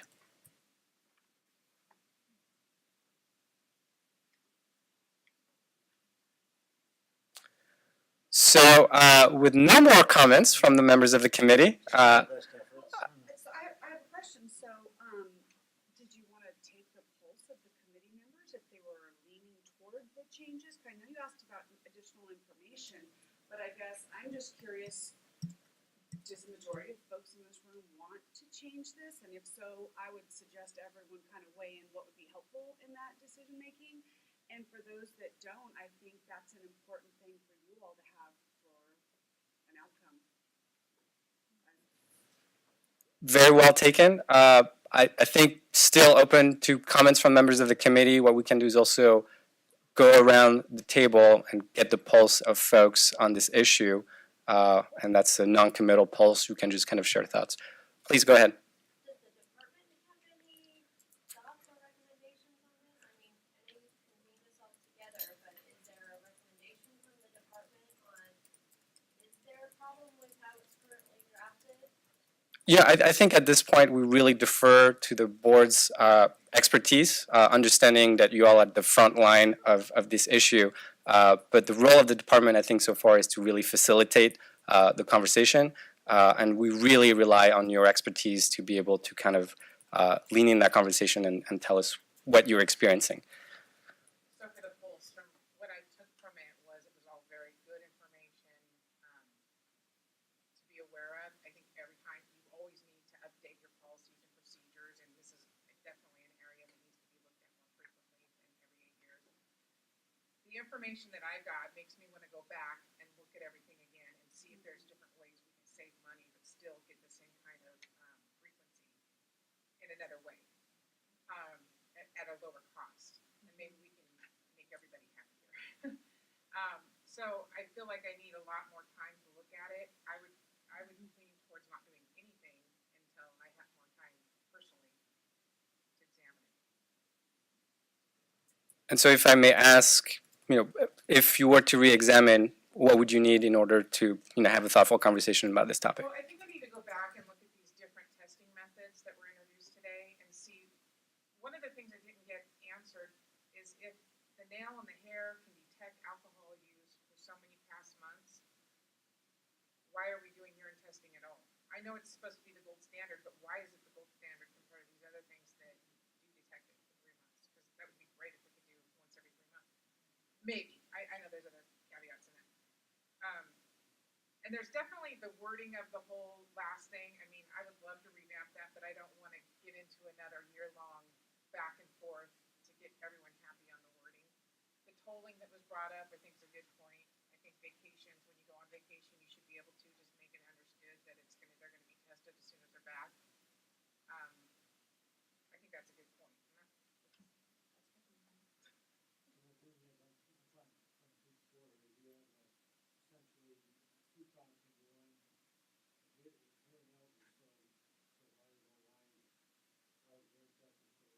Required, thank you. As is still the gold standard, and then sort of embracing the vacation philosophy that perhaps vacations aren't necessarily a bad thing, that once you go on vacation, your recognition by the vacationer that I will be subject to perhaps a bit more stringent testing or testing frequency when I return. Yes, but I would revise the standards in order to do that, but if we were doing it, Okay. I would include that. I'm just trying to keep a list of things for the next meeting and perhaps answers and information that we can provide. I think along those lines, it seems like given the technology, I mean, we're locked into something from before certain tests existed, and in hearing from the experts, it seems that we could effectively monitor much more inexpensively for licensees, because I know from experience from my licensees, it is the frequency is problematic for the cost and the time away from their practice. So if there are tests out there that can test for a longer period of time, we don't have to test as frequently. And as far as whether or not we need to continue to urine test, would probably a mixture of these different tests at different times, and maybe determined by, if we were using a specific program, determined by the program what's most effective to test these people. I would be comfortable going with that. I don't know that we need to set the frequency in a regulation. You know what would be great is if we could do tests, if somebody could figure out which tests give you 100% proof, and seriously, 100% assurance, and see how much you can span this out, and maybe 95% assurance is what we want. But I want somebody to plan out what different tests we can do and when and how often and how much it will cost, to see if you compare that to urine drug testing every day, if there's a difference in cost. Ms. Mitchell. Sure, and I think I'm hearing from the experts that there's different frequencies of testings and different testings for different situations and scenarios, right? So I think what I would like to see personally is the randomicity versus the frequency and what combination is most effective. Because I think what we're looking for is making sure that it's cost effective while keeping the consumer's interest at heart. And I think we really need to take a look at that. And I don't know that I am the most appropriate person to be making that determination. I think we really need to look at these experts and really gather this information. Yeah, my interest would be in knowing, kind of along the same lines, because I've heard, we just became aware of the pest test, and I've only heard that it's good for alcohol, and that's great, because that's fine, that's what we deal with.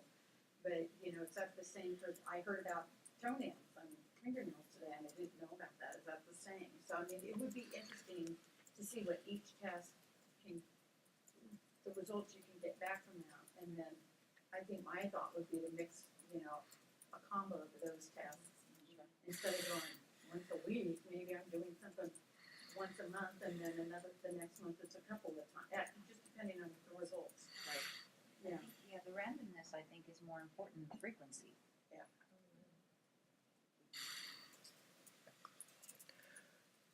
So it sounds like there's at least an agreement that we should move in the direction of changing Uniform Standard Number 4. Yes. But I think there's some outstanding questions about testing, especially in terms of bringing cost-effective measures that could help the boards do effective testing while saving some cash. Go ahead. And quickly also, if you could invite the vendors that the boards currently use so that we can get input from them on the randomness and the frequency issue. That's a really good idea. For example, the vendor that we use, these recommendations about 7 days, our vendor far surpasses that. Like, we're so happy with it. We're happy with the methods that individuals who want to use an app can. They can make a phone call, they can log in. I mean, the flexibility for the end user is there. and the report back to us is there.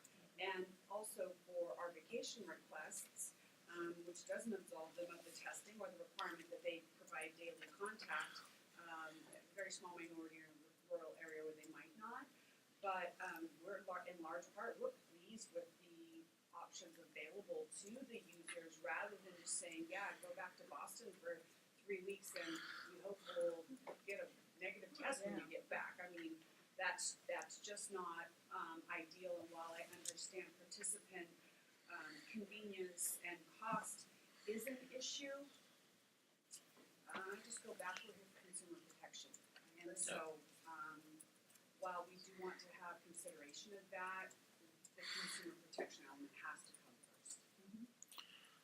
Stop taking yourself a minute. So looking to the committee in terms of how you would like to move forward, I mean, I think the one thing to keep in mind is that we do have a statutory deadline of January 1st, 2019 to at least make a determination from this committee of whether or not the Uniform Standard Number 4 should be updated. So you have a couple tracks available here. You could make that determination today, and we can continue to set meetings throughout the year to focus on the issues that you like to focus on. But I defer to you in terms of the directions or the broad outlines, and I want to also reiterate that feel free to use staff as much as you want in terms of what kind of research or what kind of experts we need to bring to the table in order for this committee to move the issue forward. So are you looking for a motion from us?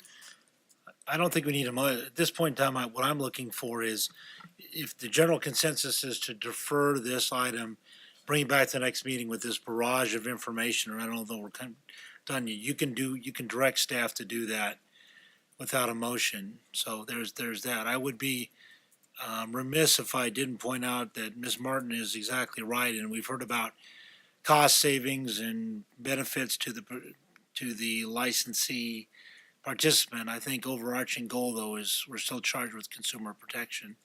So if the general consensus is no action really warranted today because we have a fusillade of information, then is there any other information you would like us to bring back for the next subsequent meeting? I just want to, sorry, Antoinette, I just wanted to respond to that consumer protection versus convenience for the licensee. I don't think they're mutually exclusive. And so I would like to explore what is cost effective, what is convenience, because for me, a big part of having an effective program is participation. If they're not going to participate, or if they're going to be hesitant to come forward, we have a problem, because then they're going to be out there practicing, and we don't know until they hurt somebody or get arrested. So I would like to encourage participation, encourage people to come forward early, and it sounds like there's programs out there that are able to do that, and they are effective. I think we need to compare the effectiveness of mandatory versus more progressive types of treatment. Some information that I'd be curious to hear, though, because it sounds like we're combating almost a perception problem. As an example, statistically, how many of our probationers were not able to test at a specific facility because it wasn't open when they were asked to do so? I'm not sure that that's really happened to my probationers all that much. Yeah. Issue is not really much of an issue because we have a lot of control in saying that with our particular vendors. And so again, I think there's a perception issue that we're kind of combating as well. And then having said that, the technology issue and the frequency issue, I think, can be offset, if you will, with the idea of lowering costs for our probationers, but at the same time, through an advance in technology, adhering to consumer protection. So I think Antoinette's point of having the vendors come in and represent some of these issues to give us a clearer picture is probably one of the best sources of information we can get. And I would just say we could have a copy of Uniform Standard Number 4 and have that up during our discussion so that we can really focus on that. And for those programs that don't participate in diversion, if we could not focus on that issue. Agreed. How many, because I think most of us don't have a diversion program. Is there 40 plus, yeah. Well, there you go, yeah. Right, so the diversion is sort of a historical artifact. The historical artifact being, if you get diverted into this program, discipline will not necessarily follow. Right. That's sort of the diversion Right. element. That's, like I said, a kind of historical artifact. Because right now you get ordered into, or you can get ordered into diversion, which is, right, which is, not sub rosa.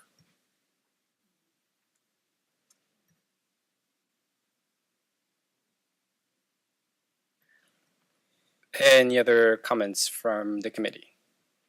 I'll say maybe one option that's possible is if the committee would like to get a head start, staff can work with stakeholders and board staff to start on a draft of changes to Uniform Standard Number 4, taking into account the comments that were made today.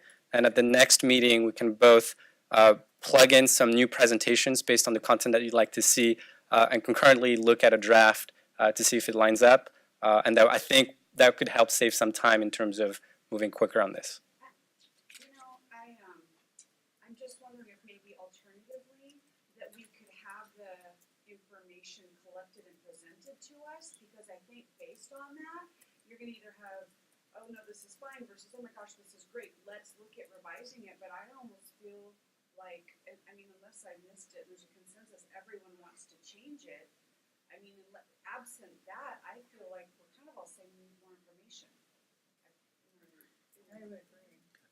So, I mean, I would just, and I only offer that because I feel like collecting the information, reaching out to the various stakeholders is going to be, important to this process and balancing the whole probation, rehab diversion side, but at the same time, we may be talking very minor changes reflective of the frequency of specific types of biological fluid testing. So, for example, maybe the current one is for urine only, but then if you throw in PEP and other types, then maybe you have different frequencies. So I would just hate to see you all spend a lot of time on that when we actually haven't all said, yes, we want to change them and what those changes would look like. I agree. I think our sense is we are open to the change, but we just need a little more information.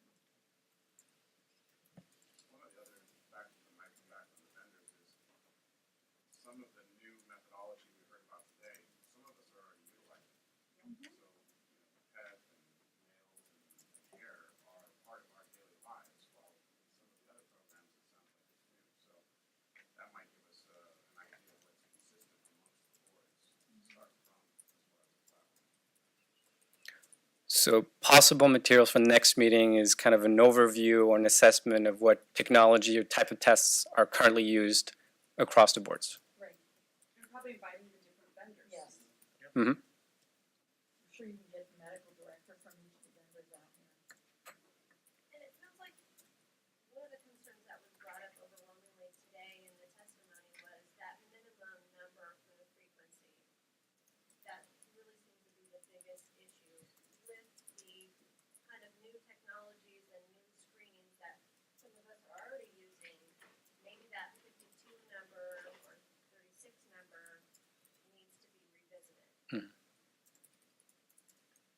I agree. I think that's probably the greatest issue for our board, because we've been working within those guidelines and using some of these, as Jason mentioned, some of these testing options already. But the issue is that frequency.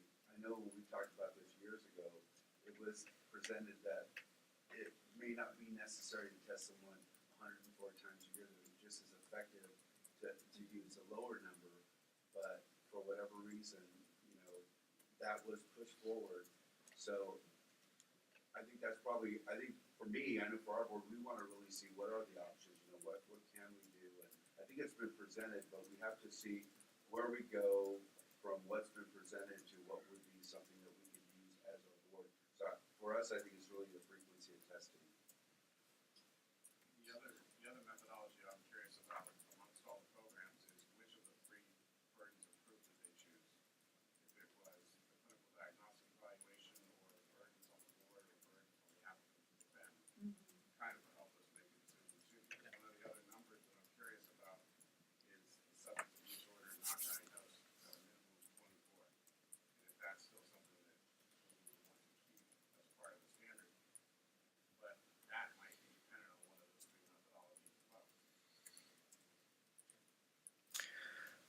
Before we open it up for public comment, I want to make sure if there's any other suggestions in terms of what you'd like to see for potential future meetings, feel free to list that. If it comes after, feel free to email staff your suggestions.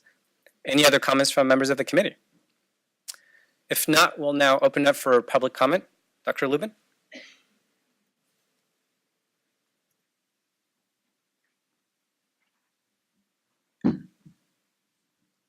Thank you, Patrick. Am I on? Yeah, thank you. I wanted to just clarify a couple of things I said in my rapid fire talk. One, a negative hair or nail does not prove abstinence. So to replace, I'm not talking about using hair and nail to replace urine drug screen. Hair and nail is too easily, can be adulterated, as Dr. Skipper mentioned, dyes, bleaches, perms can make an otherwise positive test negative. Soaking your fingernails in simple vinegar can make nails negative. And again, they need to be used conjointly.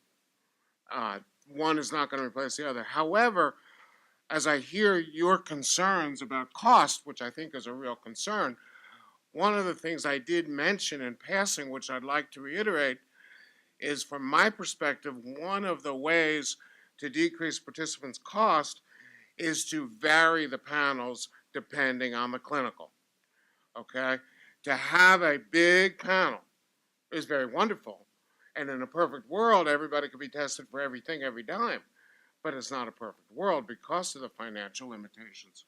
So giving the clinical people the leeway to, if somebody is a primary alcoholic, they need alcohol metabolites and PEths more often. However, I also believe that even though every addict and alcoholic, every person with substance use disorder has a drug of choice, if you can't have the one you love the one you're with. So everybody still needs to be tested for everything, but not necessarily every time. And that can be a significant, our programs that I work with who do that, it significantly reduces cost. So I just wanted to make those 2 points. I have a question for you. So would it be possible for a testing of a vendor if they had a one price per month? Strategically, could you figure out we could charge X amount per month, and because we're varying the tests and the frequency, we would this way licensing is important to predict how much this is going to cost somebody with life probation, something close. I would find that task extremely difficult. Extremely. Could it be done? Yes, sir. I would find it extremely difficult. And again, it's a disease. And not everybody's got the same disease as far as the severity of it. And not everybody has the same drug of choice as far as expense. So, though it's possible, I think it's going to handcuff you more than it's going to help. That's my opinion. Somebody might have a different one. And again, I'll just reiterate to you, Patrick, and the committee, whatever I can do as an outside person coming in, use me as much as you need me. Happy to be here. One last question. You had also mentioned as a way of controlling costs is ordering screenings as opposed to confirmation. Oh, no. I don't support that at all. I don't support that at all. A positive screening test gives you only one option, then get a confirmation. And as Dr. Skipper pointed out, if you order screening tests only and then have to add the confirmation, the laboratory bill becomes outrageous. And the problem with screening tests only, yes, they're cheaper. Sometimes you get what you pay for. And the amount of false negatives as well as false positives is astronomical. And again, you're dealing with somebody's profession, their license, and their career. You don't want to have lousy information. You want to have good information. Defensible information for the attorneys out there who are present. And you can't defend a positive screen.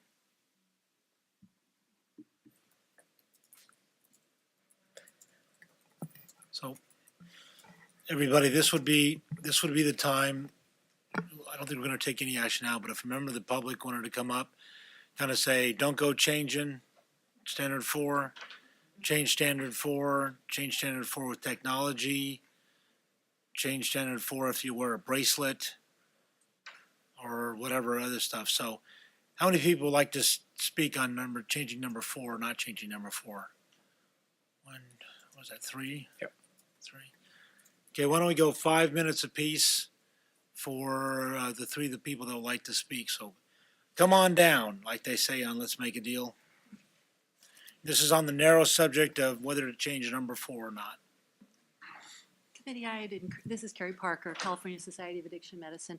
I would strongly encourage you to move toward changing uniform standard number 4. You heard from the experts today, and you've seen the work that they've done over the past 5 months looking at that standard and identifying exactly the wording that is needed to make the change. In your document, you have a proposed set of language here, and you have a comparative document that shows you what the 2011 standards look like. So you can compare side by side what those recommendations are here with the previous standard. I would suggest to you that you've got a great staff here at DCA. Perhaps one of the ideas would be to ask them to go through that document of recommendations and bring back to you, based on what was heard here today and any additional information that might be necessary to collect, bring back to you a set of proposals, a new language, because that will move it along. And as Patrick said, you know, there is a deadline here based on the legislation. It requires this be done by January 1st. I'd also suggest to you that you have a wonderful opportunity with so many boards who have an interest in offering a program. Some of you don't have them now, and some of you are further along with programs, but there's a perfect opportunity with all of you to form some sort of collaboration here. There's no need to reinvent the wheel. If one program needs a medical director, then all of them do. If one program needs an MRO, all of them do. And so there would be an opportunity perhaps for cost effectiveness to share the services as well and look for ways to collaborate with one another. So I would strongly encourage a motion toward moving the staff to prepare for your next meeting a document that you can review of proposed changes to the language in the uniform standard. And finally, just in closing, I want to mention to you, in the back of the room, we have taken the step to review all 16 uniform standards, and similarly have done the side-by-side comparison. So we've proposed the physicians, subject matter experts from around the country, again, have put together recommendations for the specific language, the changes to the regulations that would bring them up to standard in terms of best practices. And so I would encourage that to be your next step once uniform standard number 4. So as you saw, these standards are interconnected. Changing one means that you have to also take a look at the other ones as well as they relate to one another. So I would strongly encourage a motion here today to move this forward to look toward getting a draft document from staff that you can take up at your next meeting. Thank you.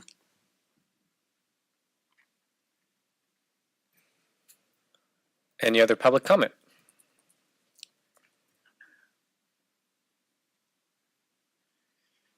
I just wanted to, if I didn't make it totally clear before, that I agree with Pulio, Mr. Pulio, that I would really encourage the committee to think about the public risk of having the programs be not thought of as supportive. The public risk of, and I see it so much, of doctors and other healthcare professionals somehow avoiding detection but still being sick. And so anything we do gets out, word gets out. So the public perception is a really important thing. And so when I worked for the board in Alabama for 12 years, it was my desire to go out and really build rapport and help people know that it was a supportive program, even though it had standards. You know, and so it's kind of like working with your kids or something. You don't want to be overly harsh, but you want to have standards. So I think we're leaning too far, and word gets out, rumors go around, and I like the idea of uniform standards, but they need to be done with finesse. Let's put it that way. And these are clinical issues, and they're changing all the time. And I personally would like to see more involvement from the scientific community, the addiction medicine, giving you guys updates more regularly on new technologies and making suggestions if you're going to be regulating this. Thanks. Any other public comment?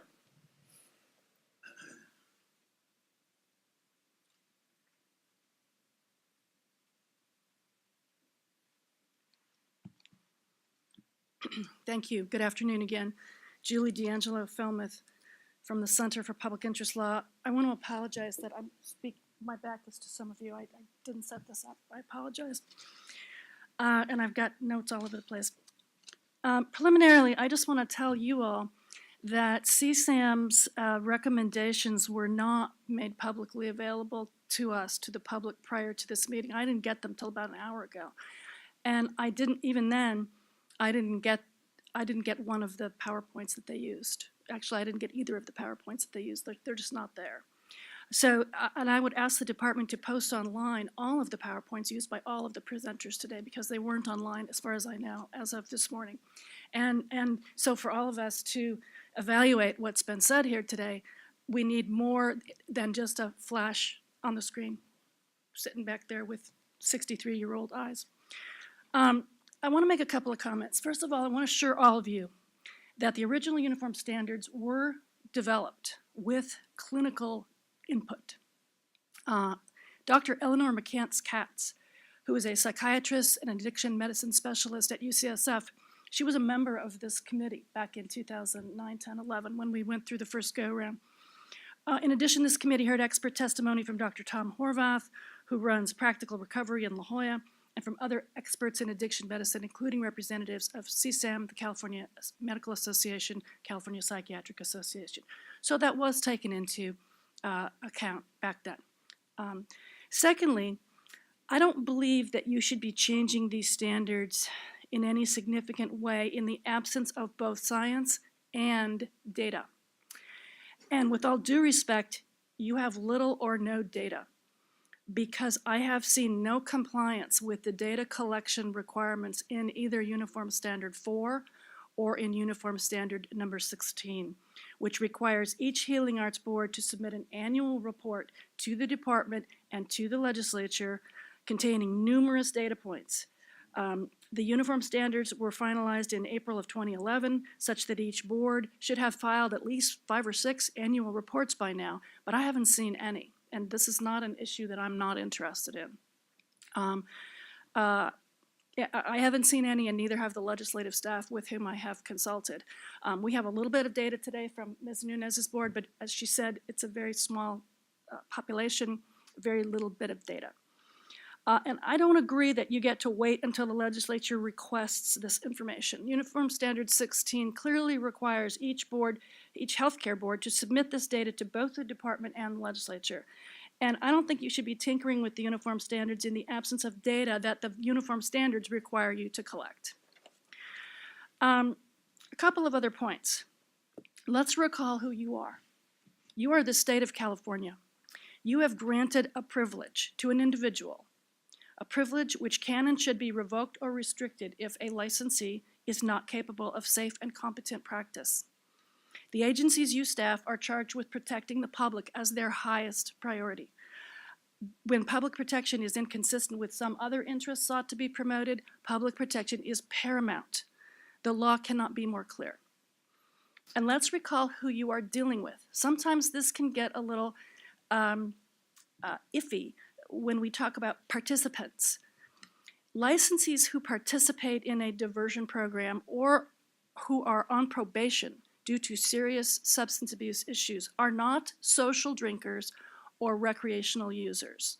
They are confirmed substance abusers whose addiction is, quote, dangerous or injurious to the licensee or to any other person or to the public, end quote. That language is in the enabling acts of many of the boards represented here.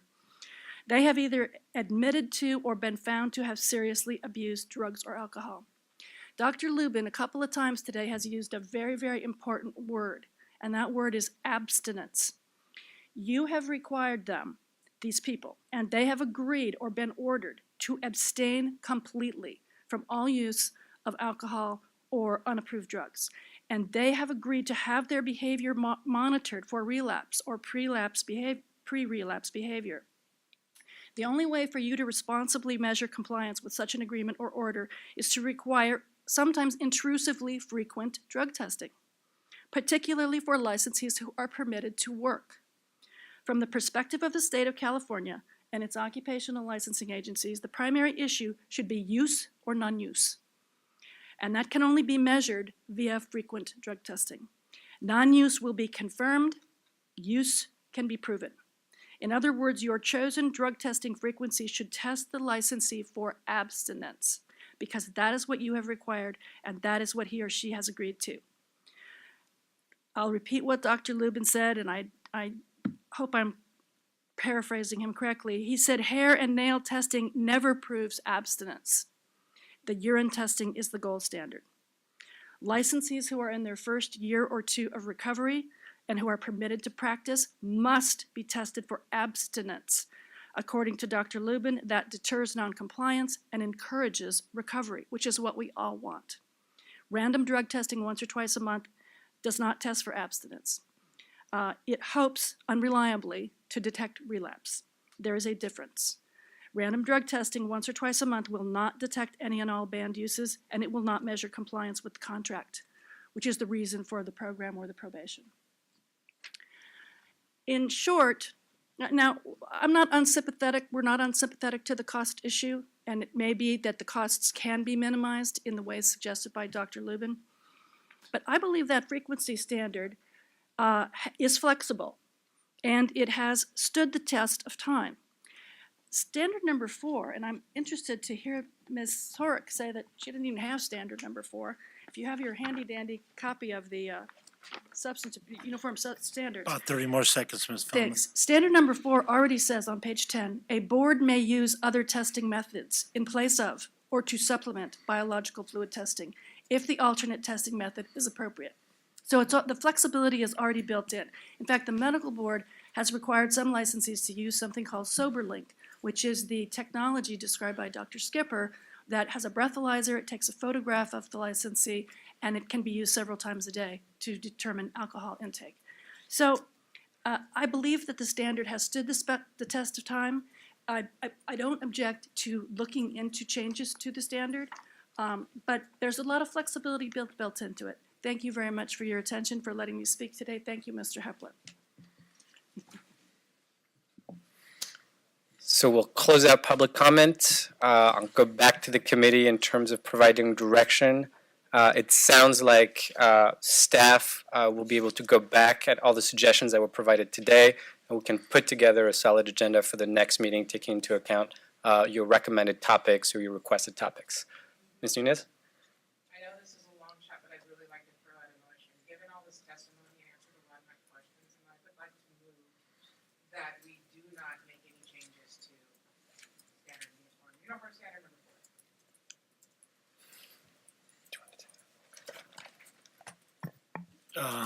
Ms. Nunez, just so I understand, pending, talking about today or going forward for? Going forward. Okay. So members, we have a motion, which is not to make any changes to SB 1441's uniform standard number 4. And so being the parliamentary, let's see if there's a second for that motion.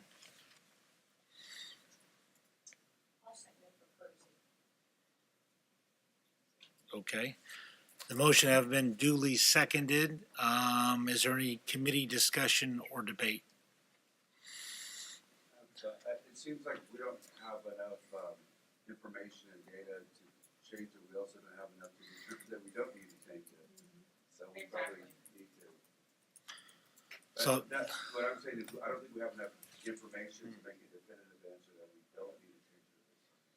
Well, considering we need to have an answer by the end of the year, I think that we are taking this out of order, and then people need to work on getting their data together to see how beneficial it is, as Ms. D'Angelo pointed out, before we start looking at revising the standard that seems to be flexible enough. Any other comments from the committee? I just have a question. Is there That's right, 796.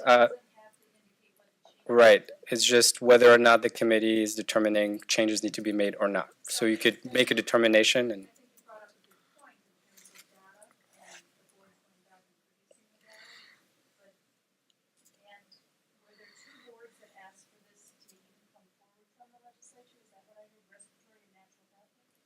No, that's just the way the legislature stated who's made up, which board's made up of the committee. I think that part of the issue too is that I'm sitting around a number of people who weren't executive officers when this went through.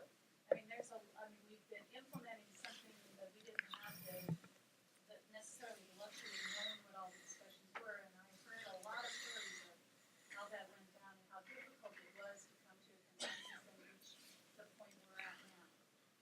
But since this has been opened now, I think that that's a huge flag we're waving that says this substance abuse coordination committee needs to continue to be active, working on this issue and then moving forward. There are 8 boards that do have a diversion program. I don't know how the boards are dealing with this uniform standards who are just using it for probation as opposed to those of us who are using it for probation and a diversion program. So there's a lot of information that can be shared.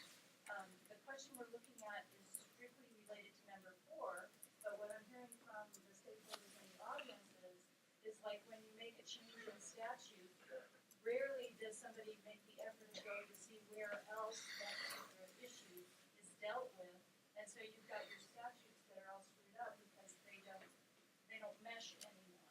So while we're talking about this, I think that we also have to be mindful that there are other sections within the whole uniform standards that if a change is recommended, we need to be looking at too. So I see this coordination committee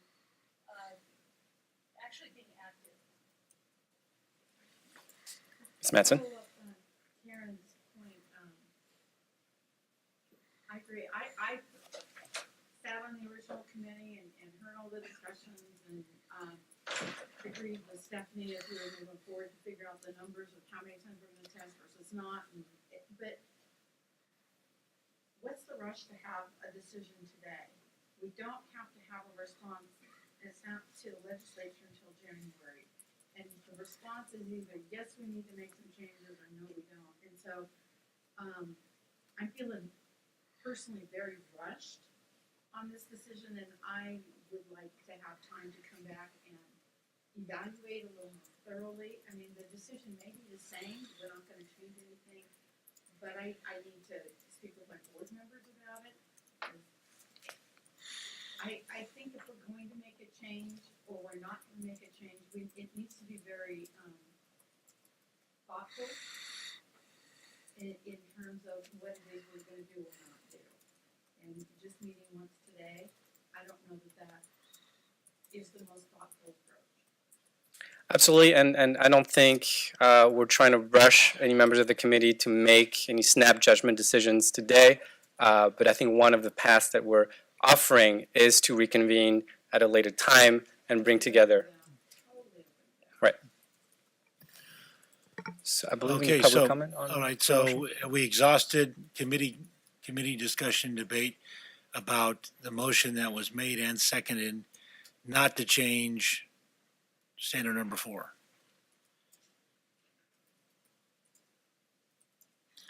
Okay, since we're following Bagley-Keene, now we will throw it open to public comment narrowly on the motion whether to change number 4 or not.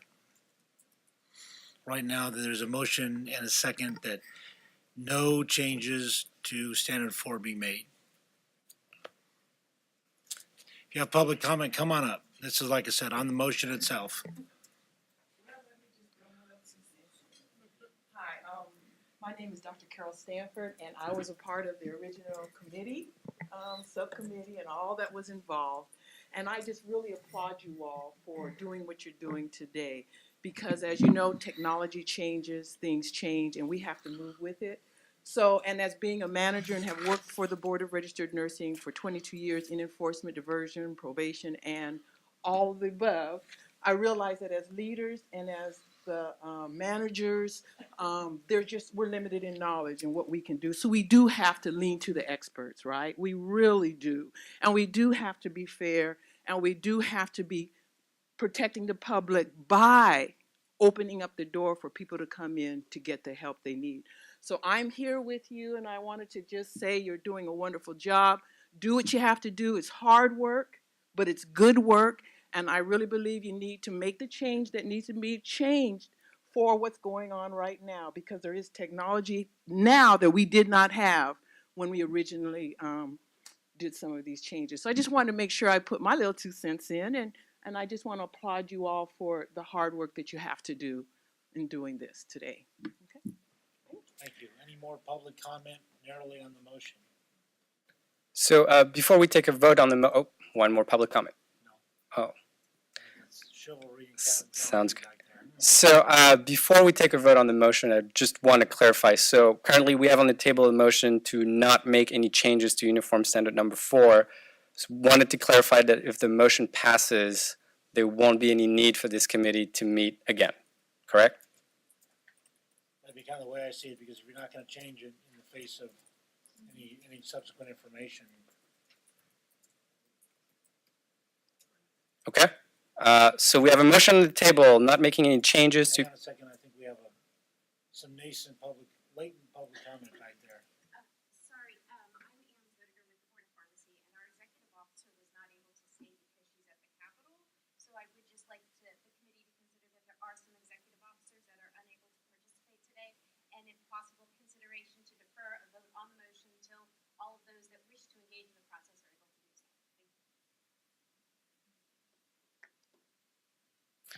Thank you. All right.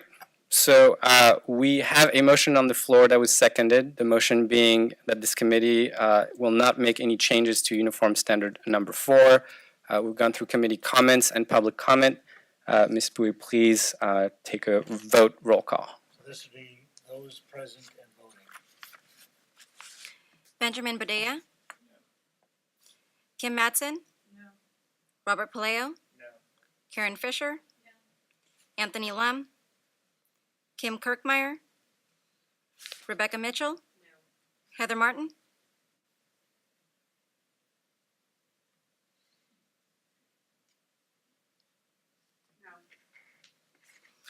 Jessica Sieferman? Angie Burton?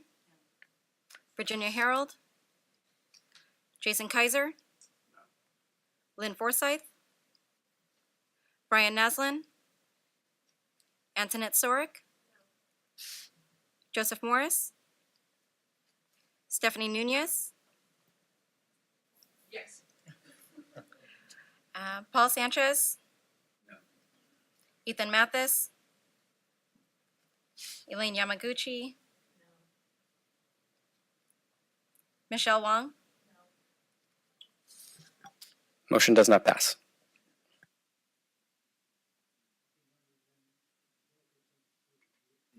The general consensus, I can't operate this microphone, but the other general consensus is we have a list of information and a list of things to ferret out and bring back, hopefully before the next meeting, to be posted on the web so that we can all digest it. We have calls for data. We have calls regarding bringing the vendors here that I believe First Lab and other vendors who do drug testing analysis now. So is that the general consensus? Okay. Let's proceed. Right, so we have one more item on the agenda, future meetings and future agenda items. I believe for future agenda items, we got a full list. And then for future meetings, I'll recommend to this committee that staff will work with the executive officers and other member of the committee to find an appropriate date for this next Substance Abuse Coordination Committee. Members, is there anything that anybody would like on the agenda that wasn't discussed, wasn't brought about in our previous discussion? This could be getting a new council. This could be anything. Anything. Mr. Sanchez? I'd be interested in the scientific evidence that was produced regarding the frequency of testing that is in the uniform standards. So scientific evidence that led to the creation of the current schedule, okay. Okay. For the current SB 1441 standards? Yes. Okay.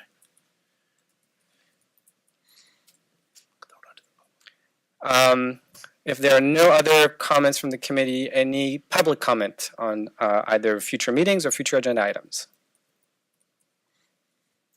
All right, seeing none, I think we're. Okay, so when do we anticipate the next meeting? Sometime in June? I will work with executive officers and members of the committee to figure out the best date on the schedule, with keeping in mind that we do have a timeline to keep to. Understood. Yes. If I could just make a request that exec put out possibly a doodle poll, and that way we all have board meetings coming up and committee meetings and testimony at committee hearings. So the more options we have, the better. Absolutely. Oh. Yes, sounds good. We have one public comment from Ms. Felmuth. We're going for May. Oh, sorry.